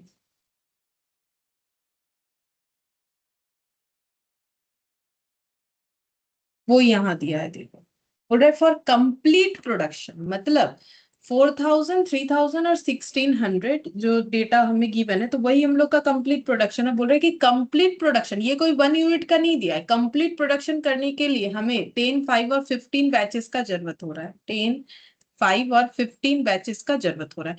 अब देखो जैसे यहाँ पर ये पर यूनिट बेसिस पे दिया हुआ था, तो हम लोग को इसको टोटल में ट्रांसफर करना पड़ा। टोटल यानी इतना यूनिट इतना यूनिट इतना यूनिट के लिए। लेकिन ये जो नंबर ऑफ बैचेस है वो ऑलरेडी हमें इतने इतने यूनिट के लिए ही गिवन है।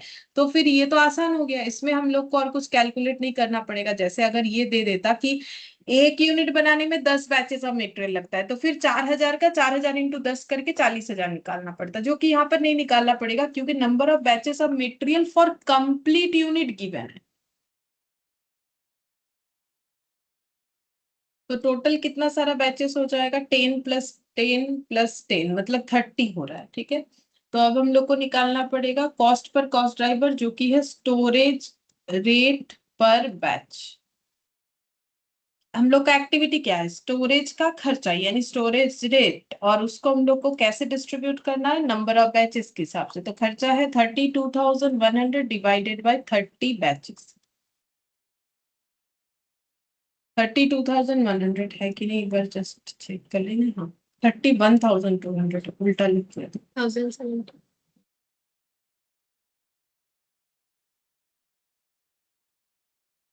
कितना है?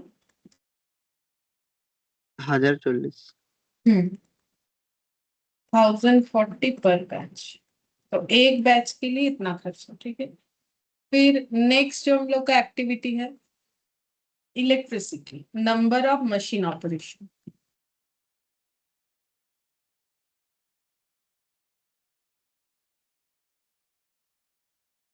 Number of machine operation.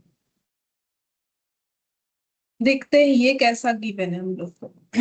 ये पर यूनिट पे गिवन है। देखो ये सब इसीलिए दिया है ताकि हम लोग समझे, चीजों को चेंज करे, ऐसा ना करे कि मतलब बिना पढ़ के ही कौन सा टोटल पे दिया है कौन सा पर यूनिट पे दिया है। इसीलिए इतना सारा डिटेल्स इस तरीके से दिया हुआ रहता है ताकि कंफ्यूजन और हम लोग गलत करके आए। तो पर यूनिट ऑफ प्रोडक्शन के लिए 6, 3 और 2, 6, 3 और 2, ठीक है। तो ये number of machine operation for per unit production, एक यूनिट प्रोडक्शन के लिए इतना, ठीक है। तो हम लोग को तो चाहिए total number of machine operation. Total number of machine operation कितना हो जाएगा? तो इसके लिए 4,000 इंटू 6, एक यूनिट के लिए अगर 6 ऑपरेशन, 6 बार मशीन चलेगा तो 4,000 यूनिट के लिए कितना चलेगा? 3,000 इंटू 3 और 1,600 इंटू 2, तो ये हो जाएगा 24,000, 9,000, 3,200। तो टोटल कितना हो जाएगा?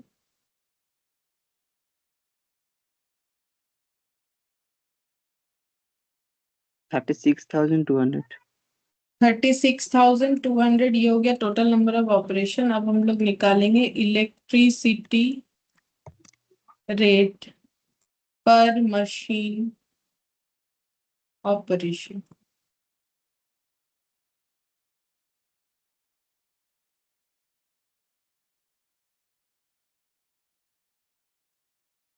$39,150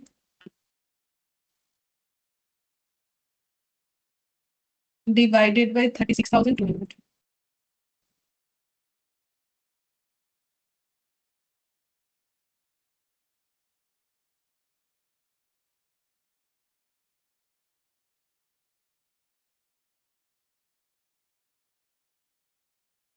₹1.08 1.08 पर मशीन ऑपरेशन, ठीक है। हो गया, बस एक्टिविटी वाइज ढूंढ लिया, यही डिफरेंस है। अब हम लोग को इस एक्टिविटी वाइज जो है खर्चे को लगाना पड़ेगा। तो यहाँ पर एबीसी निकाल लिया, ठीक है, मतलब निकाल लिया, मतलब एबीसी लिख लिया। अब यहाँ पर डायरेक्ट मटेरियल,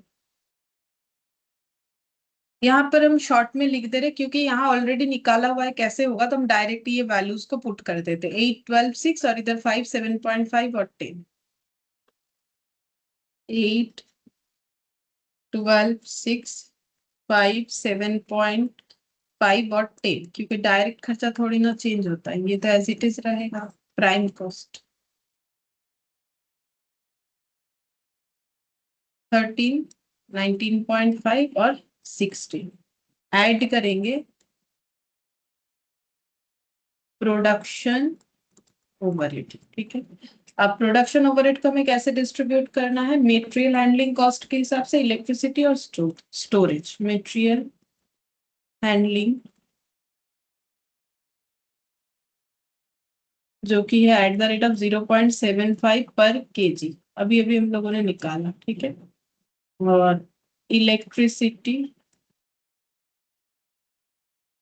ओ पहले स्टोरेज था, ठीक है, हम लोग आगे पीछे लिख सकते हैं, उसमें कोई प्रॉब्लम नहीं है। Storage at the rate of 1040 पर बैच। इसमें जगह चाहिएगा करने के लिए, देखते हैं, यहाँ नहीं होगा शायद। हो जाने से अच्छा होता कैलकुलेट करने, इसको ऊपर लिख देते हैं, हो जाएगा। तुम लोग कैलकुलेट करो, ए, बी और सी। डायरेक्ट मटेरियल 8, 12, 6 डायरेक्ट लेबर 5, 7.5 और 10, 13, 19.5 और 16 prime cost plus production overhead, जिसमें सबसे पहले मटेरियल हैंडलिंग,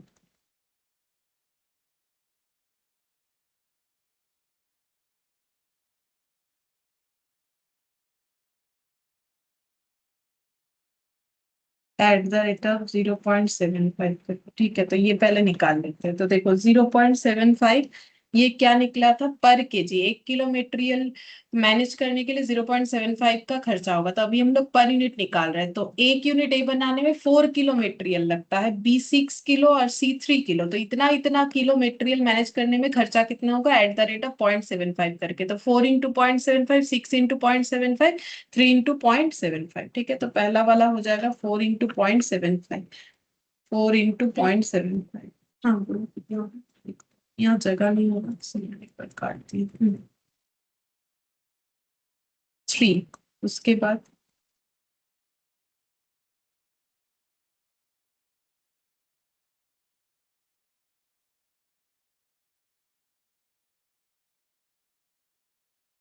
4.5 बी नंबर 4.5 और ये 2.25 2.25।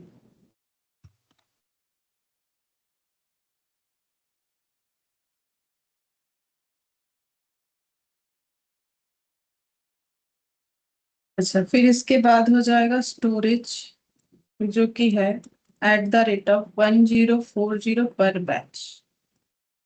ठीक है, अब यहाँ पर देखते हैं बैच के हिसाब से।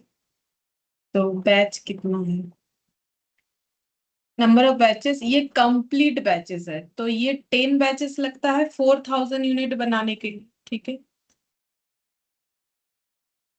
तो फिर 1 यूनिट बनाने में कितना बैचेस का जरूरत होगा? ये 10 तो कंप्लीट यूनिट के लिए, तो 4000 के लिए अगर 10 बैच है तो एक के लिए कितना बैच होगा? 10 बाई 4000। ये एक बैच, ठीक है, एक बैच का खर्चा 1040। ठीक है, तो इतने बैच का खर्चा कितना हो जाएगा? सेम तरीके से ये जो 5 बैच होता है वो कितना यूनिट बनाने के लिए? 3000। ठीक है, तो 3000 के लिए 5 बैचेस, 1 यूनिट के लिए 5/3000 बैचेस, और एक बैच का 1040। सेम तरीके से कंप्लीट यूनिट बैच है 15 बैचेस का जरूरत पड़ता है 1600 यूनिट बनाने के लिए। तो फिर 1 यूनिट बनाने के लिए कितना बैचेस इंटू 1040, बोलो कितना है?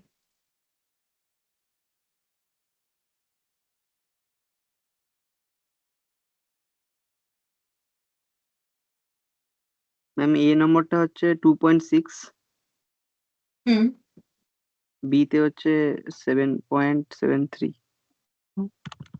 ना 1.73 बोलता है आपको। হ্যাঁ ম্যাম 1.7 9.75। 1.73 না 9.75। हाँ, और इलेक्ट्रिसिटी 1.08 पर ऑपरेशन। ठीक है, देखते हैं इलेक्ट्रिसिटी का। तो number of machine operation per unit दिया हुआ है, तो 6, 3 और 2। तो 6 ऑपरेशन 1 यूनिट बनाने के लिए, 3 ऑपरेशन 1 यूनिट बनाने के लिए, 2 ऑपरेशन 1 यूनिट बनाने के लिए, और खर्चा है 1.08, 1.08, 1.08। कितना आ रहा है? এ হচ্ছে 6.48, हम्म, বি হচ্ছে 3.24, हम्म, 2.16। 2.16। ठीक है, यहीं पर किया इसीलिए क्योंकि इतना सारा चीज को बार बार चेंज करके देखने में प्रॉब्लम होगा, इस वजह से। फिर भी यहाँ नहीं हुआ, चलो कोई बात नहीं, अब तो पीछे लिख ही सकते हैं। तो एक एक यूनिट का जोड़ लो 3 प्राइम कॉस्ट, फिर उसमें ये सारी चीजों को ऐड ऑन कर लो। तो prime cost 13 plus 3 plus 2.6 plus 6.48। तो बताओ कितना होगा टोटल पर यूनिट कॉस्ट? 12.08। ওটাও অ্যাড করো, হ্যাঁ 13টা মনে হচ্ছে অ্যাড করো।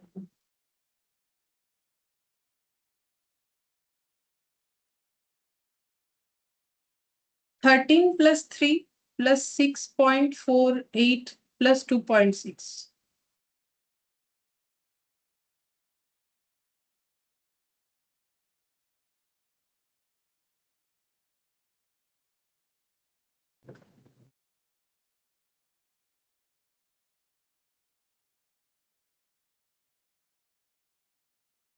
प्राइम कॉस्ट को लेके बोलो total cost. 13 plus 3 16, 16 plus 2 18, 18 25.08 into 4000, तो टोटल भी आ जाएगा एक ही बार में।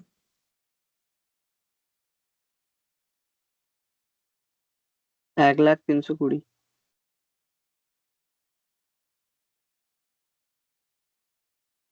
ठीक है, फिर उसके बाद वाला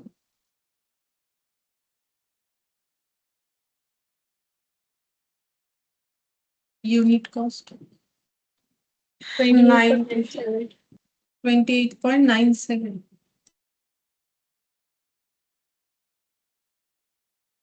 into 3000, 86,910।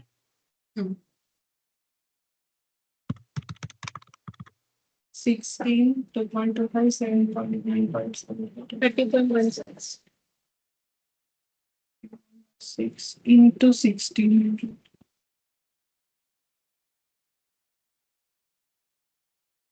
$48,256। ये हो गया टोटल कॉस्ट, ये हो गया पर यूनिट कॉस्ट। ठीक है, तो दो आंसर तो आ गया। अब हमें बोला है कि डिफरेंस क्यों आया वो बता दो। तो डिफरेंस तो आएगा क्योंकि एक में हम लोग टोटल कॉस्ट को एक ही रेट पे सारे खर्चे को हम लोग डिस्ट्रीब्यूट कर दिए, मतलब पूरा का पूरा 99,450 को। और एक मेथड में हम लोगों ने उस 99,450 के खर्चे को तीन अलग अलग एक्टिविटी के वाइज डिस्ट्रीब्यूट किया, इसीलिए हमारा डिफरेंस आया। तो एक शॉर्ट में लिख देना है हमें कि क्यों डिफरेंस आया, तो यहाँ पर लिख देंगे the difference in the total cost under to system is due to difference in the overhead borne by each of the product। मतलब हर एक प्रोडक्ट में ओवरहेड जो हम लोगों ने चार्ज किया है वो सिस्टम अलग है। द एबीसी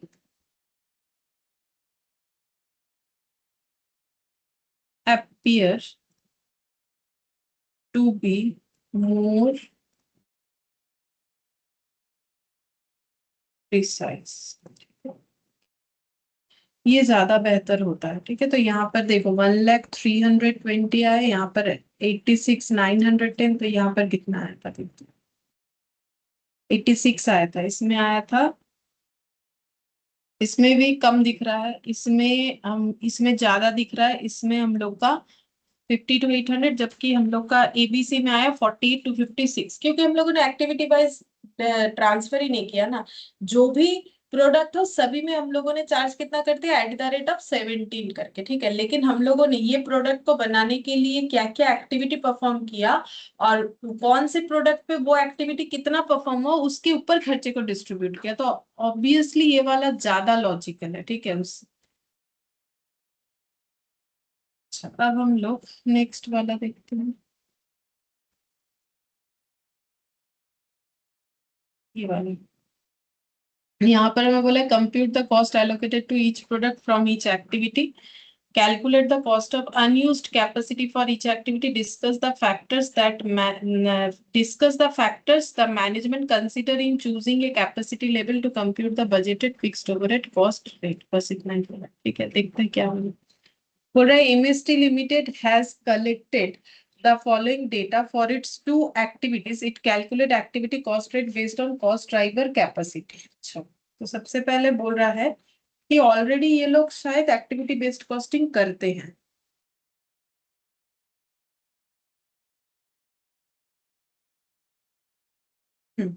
बोल रहा है कि दो एक्टिविटी है इनका.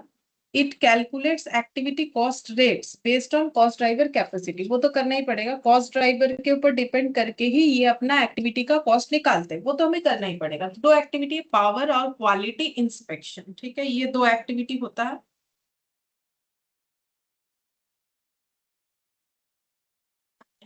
तो बोल रहा है पावर का कॉस्ट ड्राइवर क्या है, किलोवाट आवर्स. देखो सब बता देता है, ढूंढना नहीं पड़ता है. और क्वालिटी इंस्पेक्शन का जो कॉस्ट ड्राइवर है वो है नंबर ऑफ इंस्पेक्शन. ठीक है, कैपेसिटी कितना है, बोल रहा है कि 50,000 किलोवाट आवर और इसका है 10,000 इंस्पेक्शन. मतलब कॉस्ट ड्राइवर क्या है वो भी बता दिया और उसका अमाउंट भी बता दिया है, फिर कॉस्ट भी बता दिया है. तो कॉस्ट डिवाइडेड बाय, देखो कॉस्ट पर कॉस्ट ड्राइवर कितने आसानी से निकलेगा, ये डिवाइडेड बाय ये कर दोगे तो हम लोग का कॉस्ट पर कॉस्ट ड्राइवर आ जाएगा. पावर के केस में ये डिवाइडेड बाय ये कर दोगे तो कॉस्ट पर कॉस्ट ड्राइवर आ जाएगा हम लोग का क्वालिटी इंस्पेक्शन के केस में. ठीक है.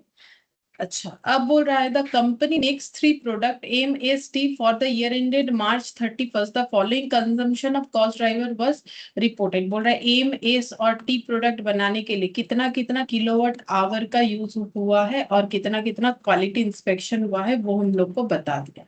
ठीक है, फिर नेक्स्ट देखते हैं.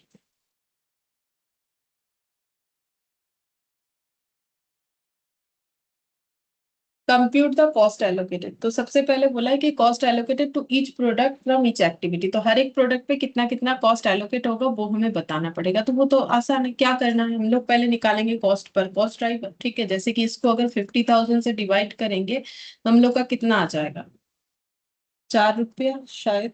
ठीक है, और इसको अगर 10,000 से डिवाइड करेंगे तो ये कितना आ जाएगा, ये आ जाएगा शायद 30 रुपीज करके. ठीक है, अब ये हो गया 4 kilowatt into 4 into 30 into 30 into 30. बस हो गया. तो पहले क्वेश्चन का आंसर तो ये करने से ही आ जाए, बस इसको लिखना पड़ेगा.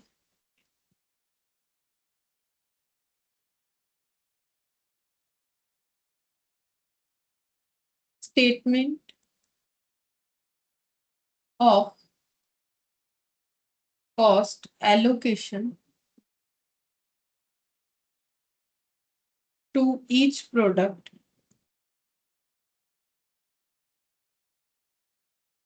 From each activity.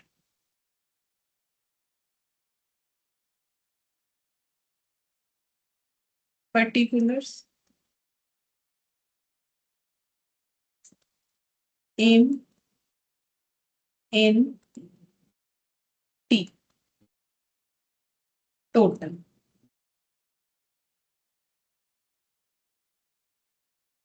Product power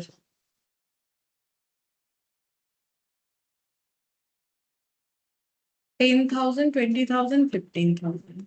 10,000 20,000 और 15,000 इंटू इंटू ये 4 रुपए करके आ रहा है. एक बार मैंने लिख दिया, ठीक है, वो नीचे वर्किंग नोट में निकाल लेंगे कि 4 कैसे आया. तो ये 2,50,000 करोगे तो 4 ही आएगा. ठीक है, तो यहाँ पर हो गया 40,000, यहाँ पर हो गया 80,000 और यहाँ पर हो गया 60. तो 60 40 1 लाख 1,80,000 टोटल. ये हो गया क्वालिटी इंस्पेक्शन. क्वालिटी इंस्पेक्शन पहले वो 4 रुपीज निकाल लेने से ज्यादा अच्छा होता. ठीक है, तो हम भूल गए तो ये अभी ऐसे ही कर लेते हैं, नीचे निकाल देते हैं, नीचे वर्किंग नोट. अच्छा, ये 3,500 2,500 3,000 3,500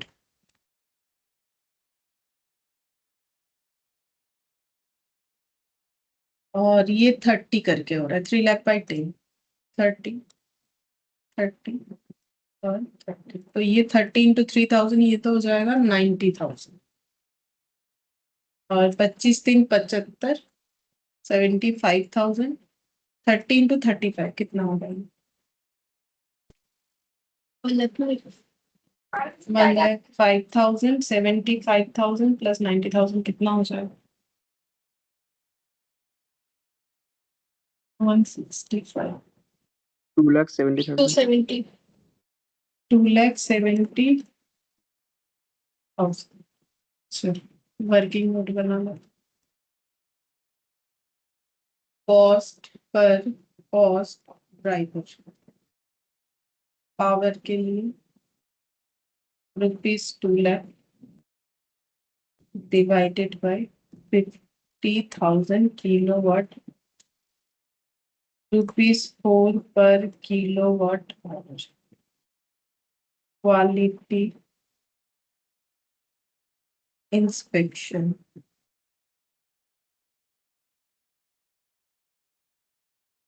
₹3,00,000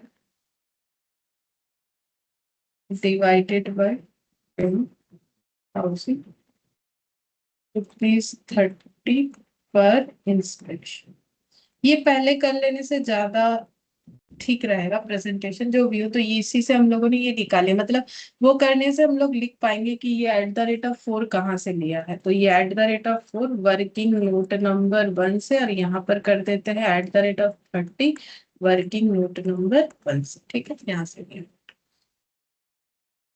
तो देखो पहले क्वेश्चन का आंसर लेकिन हम लोग का कंप्लीट हो गया। बोला था कॉस्ट बोलो एलोकेट करके each product from each activity, हर एक प्रोडक्ट में एक्टिविटी वाइज कितना कितना कॉस्ट एलोकेट होगा। तो पावर का लिए एम के लिए 40, इसके क्वालिटी इंस्पेक्शन 1,05,000, इस तरीके से जिसमें जितना कैलकुलेट करके आया उतना हो। ठीक है, फिर सेकेंड क्वेश्चन में हम लोग को बोला है calculate the cost of unused capacity for each activity. तो कोई अनयूज्ड कैपेसिटी अगर है तो वो कितना है वो हमें निकाल के बताना है। देखते हैं अनयूज्ड है भी कि नहीं, तो जरूर होगा इसीलिए क्वेश्चन दिया है। Computation of cost of unused capacity for each activity.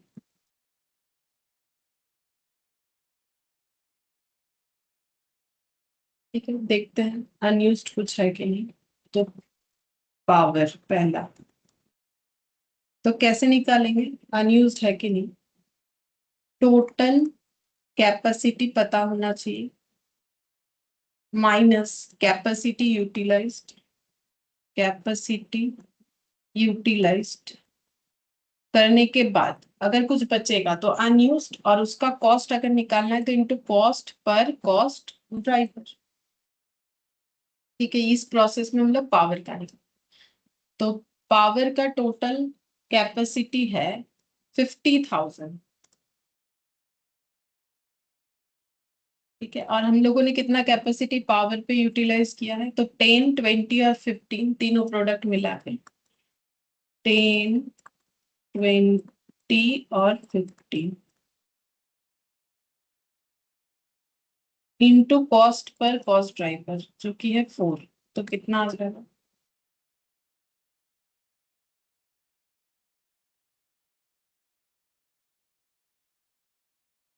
45, मतलब 5,000 इंटू 4, 20,000। सेम तरीके से इंस्पेक्शन का निकालें। इंस्पेक्शन में टोटल कैपेसिटी था 2,00,000 शायद, 3,00,000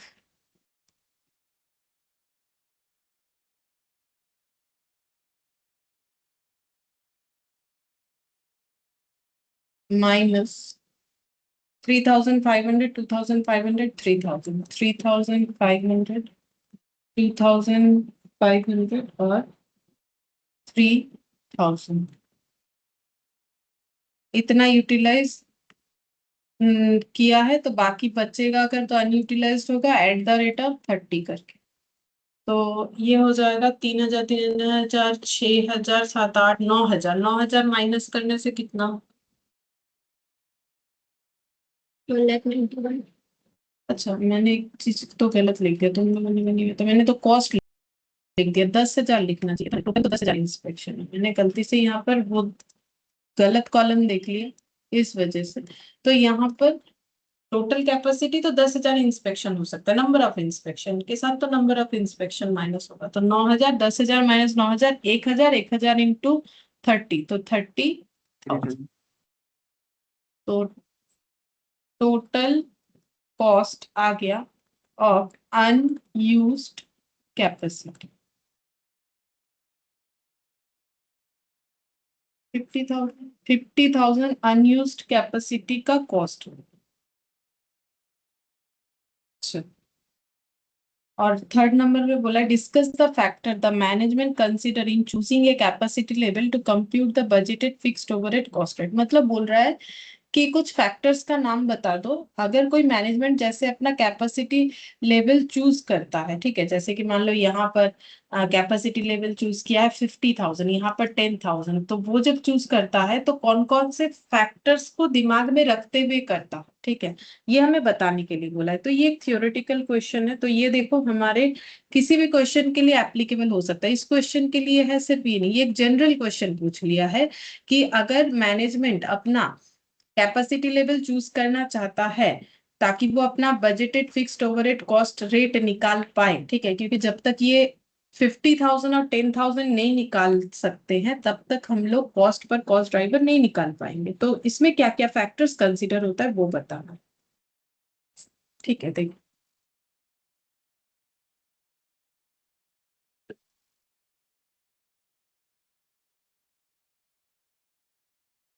लिखते हैं,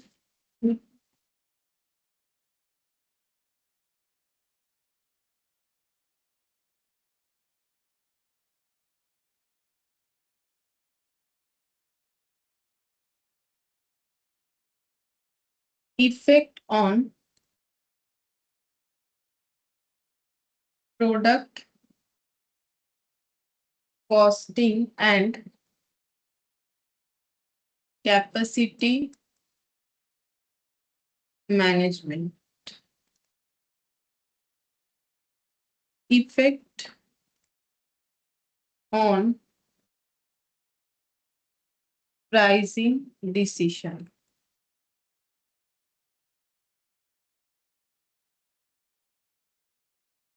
effect on performance evaluation, effect on financial statement,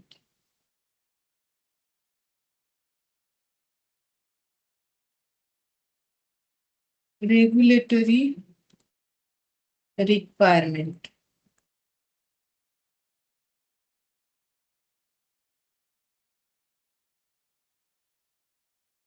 difficulties in forecasting,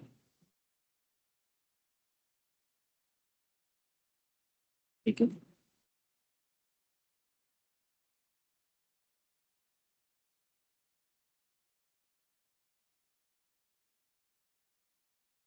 लिखो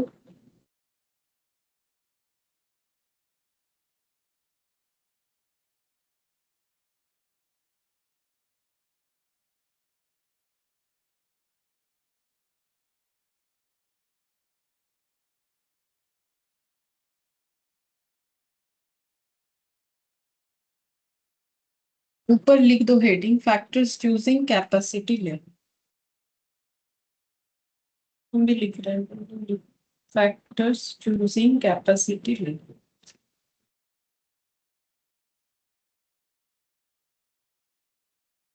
फैक्टर्स considering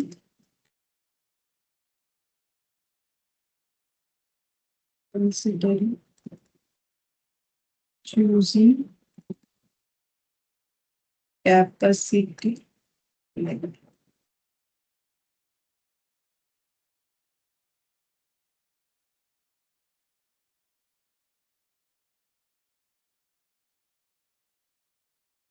देखो,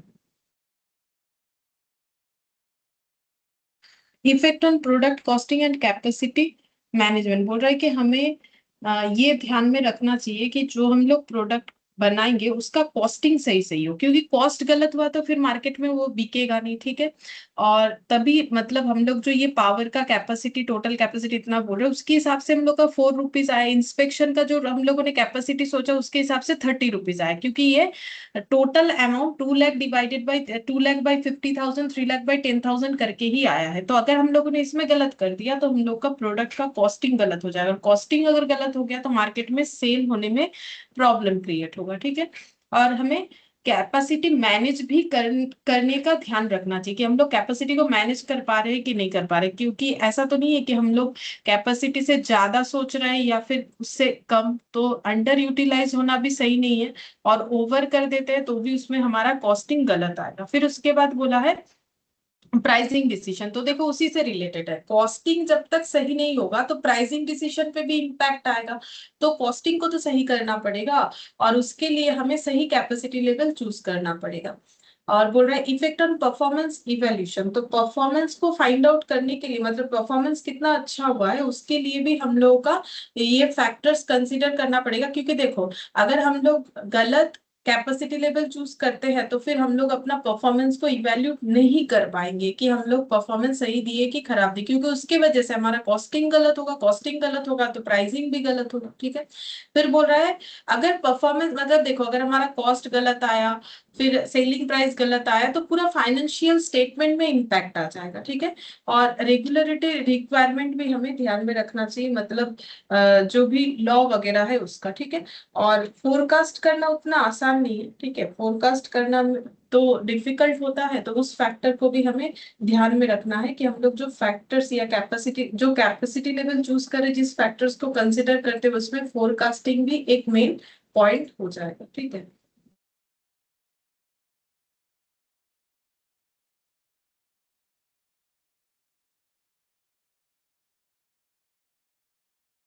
अच्छा, इसके बाद है हम लोग का बड़ा बड़ा क्वेश्चन होता है इलस्ट्रेशन 3।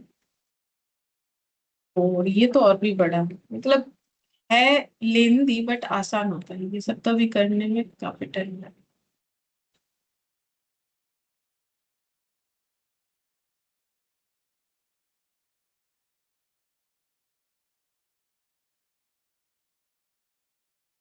एक काम करते हैं, ये कुछ एमसीक्यूज कर लेते हैं, ये हो जाए।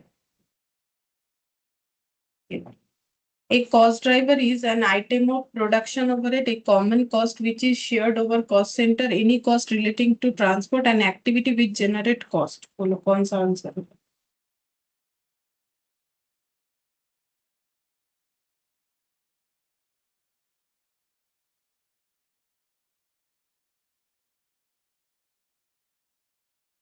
बोलो, कॉस्ट ड्राइवर अभी तो पढ़ा है, आज ही तो पढ़ा है, आज जो पढ़ा है उसी में पूछ रहे हैं।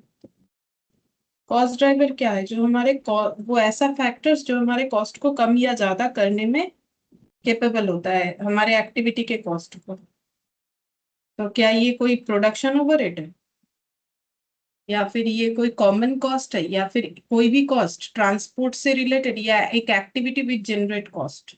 तो ऑब्वियसली एक एक्टिविटी है जो कॉस्ट को जनरेट करता है, कॉस्ट को कम या ज्यादा करता है।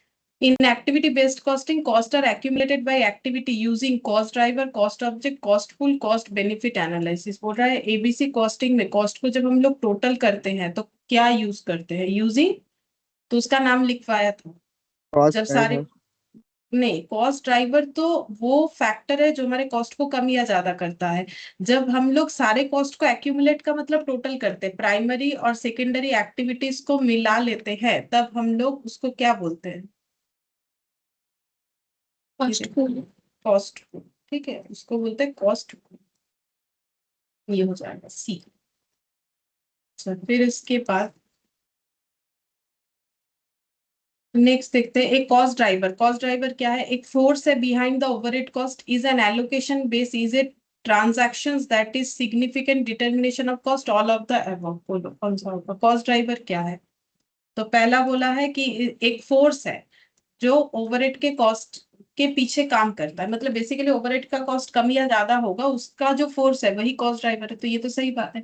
ये हम लोग कैसे अपने कॉस्ट को एलोकेट करेंगे उसका एक बेसिस है, बिल्कुल। ये एक ट्रांजैक्शन है, that is significant determination of cost. हम लोग कॉस्ट को डिटरमाइन करने के लिए कॉस्ट ड्राइवर का यूज करते हैं, ये भी सही है। तो आंसर हम लोग का क्या हो जाएगा, 3 का डी, ऑल ऑफ द। ये तीनों पॉइंट ही कॉस्ट ड्राइवर को मैच करता है। फोर्थ नंबर में बोला है विच of the following is not A correct match, इसमें से कोई एक है जो कि करेक्ट मैच नहीं है। तो एक्टिविटी उसका कॉस्ट ड्राइवर तो हमें पढ़ के समझना पड़ेगा। बोल रहा है प्रोडक्शन शेड्यूलिंग, उसका cost driver number of production run. Dispatching उसका बोल रहा है number of dispatch orders. Goods receiving, goods received order. Inspection, machine hours. कौन सा गलत लग रहा है तुम लोग? इंस्पेक्शन क्या कभी मशीन आवर के ऊपर डिपेंड करेगा? कभी नहीं हो सकता। गुड्स रिसीव जो हो रहा है ये अगर एक एक्टिविटी है तो गुड्स रिसीव जब करते हैं तो उसका एक खर्चा होता है। खर्चा मतलब मान लो एक डिपार्टमेंट बना ही रखा है जिनका काम ही है गुड्स रिसीव करना, तो उस डिपार्टमेंट को चलाने का एक खर्चा है। तो जितना गुड्स रिसीव्ड ऑर्डर वाइज होगा उसके हिसाब से खर्चा कम या ज्यादा होगा। ये तो बिल्कुल सही बोल रखा है। डिस्पैच कर रहे हैं, डिस्पैचिंग एक्टिविटी, तो जितना सारा डिस्पैच होगा उतना खर्चा कम या ज्यादा होगा। जितना प्रोडक्शन रन होगा, प्रोडक्शन शेड्यूलिंग के ऊपर डिपेंड करता है, कितने सारे शेड्यूलिंग में प्रोडक्शन होगा। तो जितना प्रोडक्शन रन होगा उतना सारा शेड्यूलिंग होगा। तो इंस्पेक्शन तो नंबर ऑफ इंस्पेक्शन के ऊपर होना चाहिए। अभी हम लोगों ने एक क्वेश्चन किया था, मशीन आवर के ऊपर नहीं होगा। मशीन आवर के साथ इंस्पेक्शन का तो कोई लेना देना नहीं। इंस्पेक्शन तो प्रोडक्ट के क्वालिटी या मेटेरियल क्वालिटी ये सब चेक करने के लिए इंस्पेक्शन किया जाता है।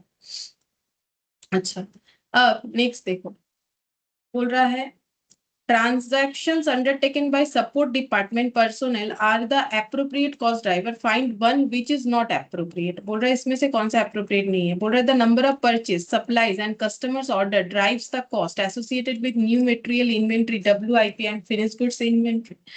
फिर बोला है the number of product runs undertaken drives production, scheduling, inspection, material handling. The quality of raw material issued drives the cost of receiving department cost. The number of packing orders drives the packing cost। बोल रहा है, अब last से पढ़ के बताते। बोल रहे पैकिंग कॉस्ट कम या ज्यादा होता है तो बोलते हैं उसको ड्राइव, ठीक है।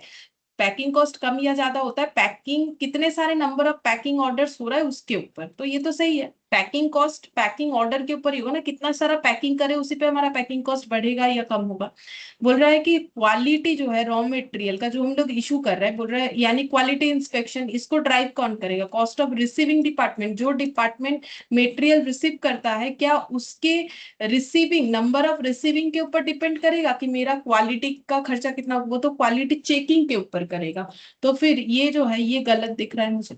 अब बाकी दोनों सही है, देख लो। The number of production run, जितना सारा जितना बार हम लोग प्रोडक्शन कर रहे हैं तो उस कॉस्ट को कौन ड्राइव करता है? प्रोडक्शन का शेड्यूलिंग, तो शेड्यूलिंग के हिसाब से तो रनिंग होगा, इंस्पेक्शन के हिसाब से होगा, मेटेरियल हैंडलिंग के हिसाब से होगा। तो मेटेरियल हैंडल का खर्चा, ठीक है, कि कितना मेटेरियल हैंडल कर रहे हैं, कितना इंस्पेक्शन हो रहा है मेटेरियल पे, और कितना सारा शेड्यूलिंग पे हम लोग प्रोडक्शन रन करवा रहे हैं। फिर बोल रहे थे नंबर ऑफ परचेज, कितना बार परचेज कर रहे हैं, सप्लाईज एंड कस्टमर्स ऑर्डर, मतलब परचेज कर रहे हैं फिर हम लोग कस्टमर को सप्लाई कर रहे हैं, ये सब पे जो भी खर्चा होता है वो खर्चे को ड्राइव कौन करता है? Cost associated with new material inventory, मतलब परचेज कर रहे हैं तो वो WIP and finished goods inventory, तो कस्टमर को तो फिनिश्ड गुड्स ही बेचते हैं तो उसके साथ वो खर्चा associate.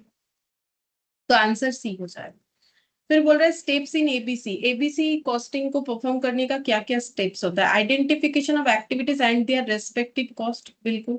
Identification of cost driver of each activity and computation of an allocation rate per activity, वही कॉस्ट पर कॉस्ट ड्राइवर, ये भी सही है, ये भी सही है। Allocation of overhead cost to product और service based on the activity involve, ठीक है, ऑल ऑफ द अबव। क्योंकि इसी तरीके से ही तो हम लोग एबीसी कॉस्टिंग को परफॉर्म करते हैं, मतलब एक्टिविटी बेस्ड कॉस्टिंग को परफॉर्म करते हैं। पहले हम लोग एक्टिविटीज को निकालते हैं और उसका उस एक्टिविटी का कितना कॉस्ट है, फिर हम लोग कॉस्ट ड्राइवर निकालते हैं हर एक एक्टिविटी का, फिर हम लोग कॉस्ट पर कॉस्ट ड्राइवर निकालते हैं, फिर खर्चे को एलोकेट कर देते हैं। वही तो हम लोगों ने पढ़ा।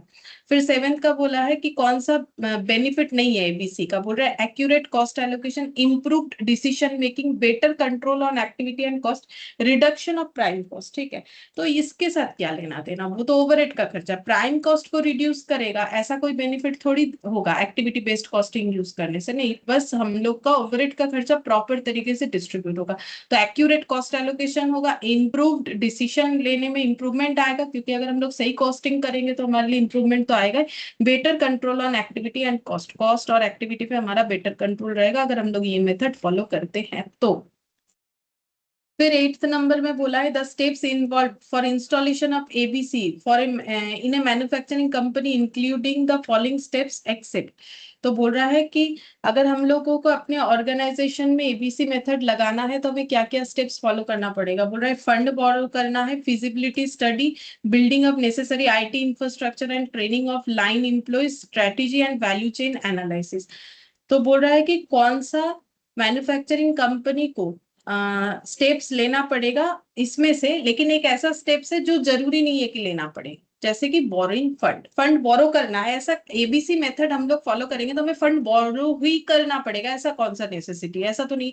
हाँ, हमें फिजिबिलिटी स्टडी जरूर करना चाहिए कि हमारा ऑर्गेनाइजेशन इस मेथड को एडॉप्ट करने के लिए फिजिबल है कि नहीं, हम लोग ऐसा प्रोडक्ट बनाते हैं कि नहीं बनाते हैं जहां पर एक्टिविटी बहुत सारा होता है, तो ना एक्टिविटी वाइज कॉस्ट लगाएंगे। फिर हमें आईटी इंफ्रास्ट्रक्चर और एम्प्लॉय लोगों को ट्रेनिंग भी देना पड़ेगा, इसके बेसिस पे स्ट्रैटेजी बनाना पड़ेगा, वैल्यू चेन एनालिसिस करना पड़ेगा कि प्रोडक्ट का मार्केट में क्या डिमांड है क्या नहीं। 9th number, which of the following statements are true. Activity based management involves activity analysis and performance measurement. Activity based costing serve as major source of information in ABM। ठीक है, अच्छा, इसमें ये एबीएम तो मुझे बताना पड़ेगा, तो ही कर पाओगे। ठीक है, तो ये वाला एक बार होल्ड में रखते हैं, 9th नंबर वाला ये देख लेते हैं, ये अगर हो तो ठीक है, नहीं तो हम लोग नेक्स्ट दिन ही ये दोनों करेंगे। The key element of activity based budgeting are type of activity to be perform, क्या क्या टाइप का एक्टिविटी हम लोग करते हैं वो हमें हमारा की एलिमेंट होगा। बिल्कुल, एक्टिविटी तो फाइंड आउट करना ही पड़ेगा। Quantity of activity to be perform, तो वो एक्टिविटी का क्वांटिटी कितना है, जैसे 10,000 इंस्पेक्शन कर रहे, इतना किलोवाट पावर का यूज कर रहे, तो क्वांटिटी भी देखना पड़ेगा, उस एक्टिविटी का कॉस्ट भी देखना पड़ेगा, ऑल ऑफ द अबव, तो ऑप्शन डी हो जाएगा। तो देखो सभी एमसीक्यू हो गया एक्सेप्ट 9 वाला, क्योंकि उसमें एबीएम जो है वो हम एक्टिविटी बेस्ड मैनेजमेंट जो है वो एक बार बता देंगे तो समझने में आसानी होगा।